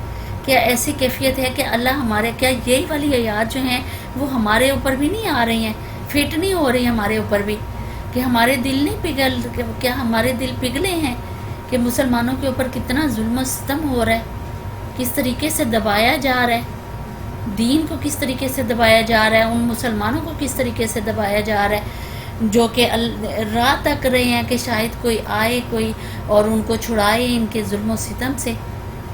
تو یہاں پہ یہ آیات جو ہیں پوری ہمارے اوپر بھی فٹ ہو رہی ہیں کہ ہم بھی ان کو بالکل بے حسی کے عالم میں گئے ہوئے ہیں، بالکل اس طریقے سے ہم بھی لاپرواہی کی زندگی گزار رہے ہیں کہ مظلوم مسلمان جو ہیں وہ سخت بے سر و سامانی کی حالت میں اس وقت ہیں، ان کے اوپر کس طریقے سے ظلم و ستم جو ہیں وہ ڈھائے جا رہے ہیں۔ تو یہ چیز جو ہے ہمارے سوچنے کی بھی ہے، ہمیں بھی آواز اٹھانی چاہیے، ہمیں ان کے لیے دعائیں کرنی چاہیے، اپنے مسلمان بھائیوں کے لیے آواز اٹھانی چاہیے کہ ان کا بھی کچھ، وہ بھی آزادی کی زندگی گزاریں۔ فرمایا اکثر فاسق بنے ہوئے ہیں، اکثر لوگ جو ہیں فاسق بنے ہوئے ہیں۔ خوب جان لو کہ اللہ زمین کو اس کی موت کے بعد زندگی بخشتا ہے، ہم نے نشانیاں تم کو صاف صاف دکھا دی ہیں، شاید کہ تم عقل سے کام لو۔ مردوں اور عورتوں میں سے جو لوگ صدقات دینے والے ہیں اور جنہوں نے اللہ کو قرض حسنہ دیا ہے، ان کو یقیناً کئی گنا بڑھا کر دیا جائے گا اور ان کے لیے بہترین اجر ہے۔ اور جو لوگ اللہ اور اس کے رسولوں پر ایمان لائے ہیں وہی اپنے رب کے نزدیک صدیق اور شہید ہیں، ان کے لیے ان کا اجر اور ان کا نور ہے۔ اور جن لوگوں نے کفر کیا اور ہماری آیات کو جھٹلایا وہ دوزخی ہیں، خوب جان لو کہ یہ دنیا کی زندگی اس کے سوا کچھ نہیں کہ ایک کھیل اور دل لگی اور ظاہر ٹیپ ٹاپ، اور تمہارا آپس میں ایک دوسرے سے پر فخر جتانا اور مال و اولاد میں ایک دوسرے سے بڑھ جانے کی کوشش کرنا۔ اس کی مثال ایسی ہے۔ اب کیا کہا جا رہا ہے؟ دنیا کی جو حقیقت ہے وہ یہاں پہ بیان کی جا رہی ہے کہ یہ ایک کھیل تماشا ہے دنیا، جیسے پہلے بھی ہم ذکر کر چکے ہیں کہ کھیل تماشا ہے اور ظاہری ٹپ ٹاپ ہے، اور یہ کہا جا رہا ہے کہ آپس میں ایک دوسرے کے اوپر فخر جتانا اور مال اور اولاد کے ذریعے سے ایک دوسرے سے بڑھ جانے کی کوشش کرنا۔ آج دیکھیں یہی سارا کچھ تو ہو رہا ہے، تو اس کی مثال اللہ تعالیٰ کس طرح دے رہے ہیں؟ دیکھیں کہ اس کی مثال ایسی ہے جیسے بارش ہو گئی تو اس سے پیدا ہونے والی نباتات کو دیکھ کر کاشتکار خوش ہو گئے، پھر وہی کھیتی پک جاتی ہے اور تم دیکھتے ہو کہ وہ زرد ہو گئی، پھر وہ بھوس بن کر رہ گئی۔ یعنی اچانک کچھ ایسی ہوا چلی کہ جو فصل پکی تھی، وہ کاشتکار جس کو دیکھ کے خوش ہو رہا تھا، پھولے نہیں سما رہا تھا، پھر ایسی ہوا چلی کہ سب کچھ بھوس بن گیا، سب کچھ تباہ و برباد ہو گیا، پھر وہ بھوس بن کر رہ جاتی ہے۔ اس کے برعکس آخرت وہ جگہ ہے جہاں سخت عذاب ہے اور اللہ کی مغفرت اور اس کی خوشنودی ہے۔ دنیا کی زندگی ایک دھوکے کی ٹٹی کے سوا کچھ نہیں ہے، یعنی ایک عارضی زندگی ہے۔ دنیا کی زندگی جو ہے، دوڑو اور ایک دوسرے سے آگے بڑھنے کی کوشش کرو اپنے رب کی مغفرت اور اس کی جنت کی طرف، جس کی وسعت آسمان اور زمین جیسی ہے، جو مہیا کی گئی ہے ان کے لوگوں کے لیے جو اللہ اور اس کے رسولوں پر ایمان لائے ہیں۔ یہ اللہ کا فضل ہے، جسے چاہتا ہے عطا فرماتا ہے، اللہ بڑا فضل والا ہے۔ اب یہاں پہ کیا کہا جا رہا ہے کہ یہ دنیا کی زندگی دراصل ایک عارضی زندگی ہے، اور یہ کہا جا رہا ہے کہ اس میں یہ لوگ دوڑ لگا رہے ہیں۔ کس چیز میں دوڑ لگا رہے ہیں؟ فخر جتاتے ہیں کس چیز کے اوپر؟ مال اور اولاد کے اوپر۔ اس چیز میں یہ دوڑ لگا رہے ہیں، ایک دوسرے سے آگے نکلنے کی کوشش کر رہے ہیں، تو اس کو اللہ نے ناپسند کیا ہے، اور اللہ نے کہا ہے کس چیز میں دوڑ لگاؤ؟ اللہ سے مغفرت طلب کرنے میں دوڑ لگاؤ، اللہ کی جنت حاصل کرنے میں دوڑ لگاؤ۔ اللہ نے کہا ہے کہ اس چیز میں دوڑ نہ لگاؤ، بلکہ اس چیز میں دوڑ لگاؤ جس کا تمہیں کچھ فائدہ ہوگا۔ فرمایا کوئی مصیبت ایسی نہیں جو زمین میں یا تمہارے اپنے نفس پر نازل ہوتی ہو اور ہم نے اس کو پیدا کرنے سے پہلے ایک کتاب میں لکھ نہ دیا ہو۔ یعنی کون سی کتاب؟ نوشتہ تقدیر، جو تقدیر کی کتاب ہے ہماری، اس کا ذکر ہے۔ ایسا کرنا اللہ کے لیے بہت آسان کام ہے۔ یہ سب کچھ اس لیے ہے تاکہ جو کچھ بھی نقصان تمہیں ہو اس پر تم دل شکستہ نہ ہو، اور جو کچھ اللہ تمہیں عطا فرمائے اس پر بھولے نہ جاؤ۔ اللہ ایسے لوگوں کو پسند نہیں کرتا جو اپنے آپ کو بڑی چیز سمجھتے ہیں اور فخر جتاتے ہیں، جو خود بخل کرتے ہیں اور دوسروں کو بخل کرنے پر اکساتے ہیں۔ یعنی اللہ تعالیٰ کو ایسے لوگ جو ہیں وہ سخت ناپسند ہیں، جو خود بھی بخل کرتے ہیں اور دوسروں کو بھی بخل کرنے پر اکساتے ہیں، کہ وہ بھی اس طرح کی معاشی اس میں وہ بدحالی میں پڑا رہے۔ وہ بھی فرمایا اب اگر کوئی روگردانی کرتا ہے تو اللہ بے نیاز اور ستودہ صفات ہے۔ ہم نے اپنے رسولوں کو صاف نشانیوں اور ہدایات کے ساتھ بھیجا اور ان کے ساتھ کتاب اور میزان نازل کی تاکہ لوگ انصاف پر قائم ہوں، اور لوہا اتارا جس میں بڑا زور ہے اور لوگوں کے لیے منافع ہے، یعنی نفع بخش لوہا، اس کو اتارا۔ یہ بھی ایک کھلی نشانی ہے اللہ تعالیٰ کی طرف سے، اس کا ذکر کیا جا رہا ہے کہ یہ لوہے میں بھی بڑی نشانی ہے۔ یہ اس لیے کیا گیا ہے کہ اللہ کو معلوم ہو جائے کہ کون اس کو دیکھے بغیر اس کی اور اس کے رسولوں کی مدد کرتا ہے۔ یقیناً اللہ بڑی قدرت والا اور زبردست ہے۔ فرمایا ہم نے نوح اور ابراہیم علیہ السلام کو بھیجا اور ان دونوں کی نسل میں نبوت اور کتاب رکھ دی، پھر ان کی اولاد میں سے کسی نے ہدایت اختیار کی اور بہت سے فاسق ہو گئے۔ ان کے بعد ہم نے پے در پے اپنے رسول بھیجے اور ان سب کے بعد عیسیٰ ابن مریم کو معبوس کیا اور اس کو انجیل عطا کی، اور جن لوگوں نے اس کی پیروی اختیار کی ان کے دلوں میں ہم نے ترس اور رحم ڈال دیا، یعنی ان کے دل ہم نے نرم بنا دیے، وہ ان کے دل جو ہیں وہ ترس بنا دیے کہ جو کسی کو، وہ ایسے لوگ تھے جو کسی کی تکلیف اور مصیبت کو دیکھ کر ایک شخص کے دل میں جو ہے وہ پیدا ہو جاتا ہے، وہ جذبہ پیدا ہو جاتا ہے، یعنی اس طرح کا رحمت کا جذبہ پیدا ہو جاتا ہے کہ جس کے تحت وہ کسی کی مدد کرنے کی کوشش کرتے ہیں۔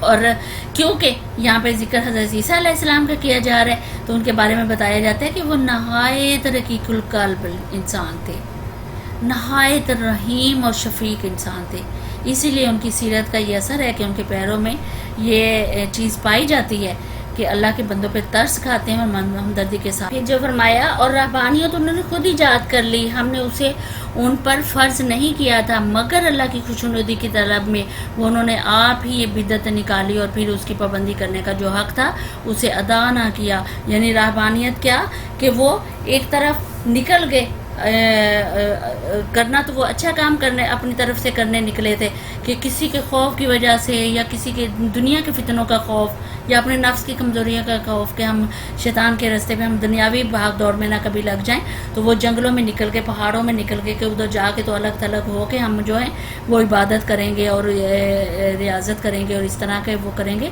اور خوشنودی جو ہے وہ طلب کریں گے. اور یہ اپنے اوپر انہوں نے فرض کر لی کہ اللہ کی خوشنودی جو ہے وہ اسی طریقے سے طلب کر سکتے ہیں ہم لوگ کہ خود اپنے آپ کو ایک الگ تھلگ اس میں جو ہے ڈال دیا. تو اللہ تعالیٰ نے کہا ہے کہ یہ رہبانیت جو ہے یہ ایک غیر اسلامی چیز ہے اور یہ کبھی دین کا جو ہے حصہ نہیں رہی ہے. اور یہی وجہ ہے کہ نبی پاک صلی اللہ علیہ وسلم نے بھی یہی فرمایا کہ اسلام میں کوئی رہبانیت نہیں ہے. یعنی ایک جگہ اور فرمایا کہ اس امت کی رہبانیت جہاد فی سبیل اللہ ہے کہ اس کے لیے تو نکل جا سکتے ہیں جہاد کے راستے میں، لیکن اور اس طرح کے نہیں کہ ہم جا کے الگ تھلگ ہو کے تو جو ہیں وہ عبادت کرنا شروع کرتے ہیں.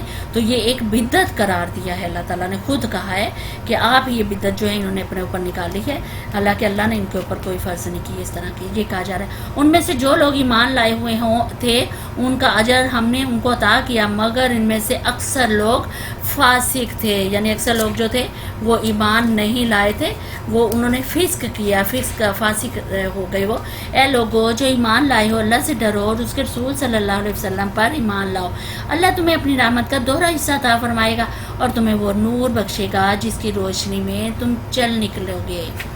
یعنی وہ نور جو ہے وہ اللہ تعالیٰ تمہیں بخش دے گا. فرمایا اور تمہارے قصور معاف کر دے گا، اللہ بڑا معاف کرنے والا اور مہربان ہے. تم کو یہ روش اختیار کرنی چاہیے تاکہ اہل کتاب کو معلوم ہو جائے کہ اللہ کے فضل پر ان کا کوئی اجارہ نہیں ہے اور یہ کہ اللہ کا فضل اس کے اپنے ہی ہاتھ میں ہے، جسے چاہتا ہے عطا فرماتا ہے اور وہ بڑا فضل والا ہے. یعنی ایمان کے تقاضے جو ہیں پورے کرنے کا مخلصانہ کوشش جو ہے وہ یہ ہے کہ انسان اپنے قصور جو اس سے سرزد ہوئے ہیں ان سے درگزر فرمائے، ان سے معافی اللہ تعالیٰ سے معافی مانگے اور وہ قصور بھی پھر اللہ تعالیٰ جو ہیں وہ سارے کے سارے قصور جو ہیں معاف کر دیتا ہے اللہ تعالیٰ جو کہ پیچھے کیے ہوئے ہوں، پہلے کیے ہوئے ہوں. کیونکہ ظاہر ہے انسان سے غلطیاں ہوتی ہیں، قصور سرزد ہوتے ہیں اور لیکن اللہ تعالیٰ کو یہ سب سے زیادہ چیز پسند ہے کہ واپس پلٹانا. اگر غلطی ہو بھی گئی ہے تو واپس پلٹاؤ گے، توبہ کر لو گے، استغفار کر لو گے تو میں تمہیں معاف کر دوں گا. تو یہ کہ اللہ کا فضل جو ہے اس کے اپنے ہی ہاتھ میں ہے، جسے چاہتا ہے عطا کرتا ہے اللہ اور وہ بڑا فضل کرنے والا ہے، وہ بڑا قصور معاف کرنے والا ہے. بہت زیادہ وہ اپنے بندوں کے اوپر خاص طور پہ وہ رحم فرمانے والا ہے. یہ فرمایا جا رہا ہے اس میں. تو اللہ تعالیٰ سے ہم بھی دعا کرتے ہیں کہ یا اللہ جی ہم سے جتنی غلطیاں کوتاہیاں ہوئی ہیں معافی کے درخواست کرتے ہیں ہم اللہ کے ہاں، اور جتنے قصور ہوئے ہیں جانے میں یا انجانے میں ہم سے قصور ہو گئے ہیں اللہ تعالیٰ ان کو معاف فرما دے.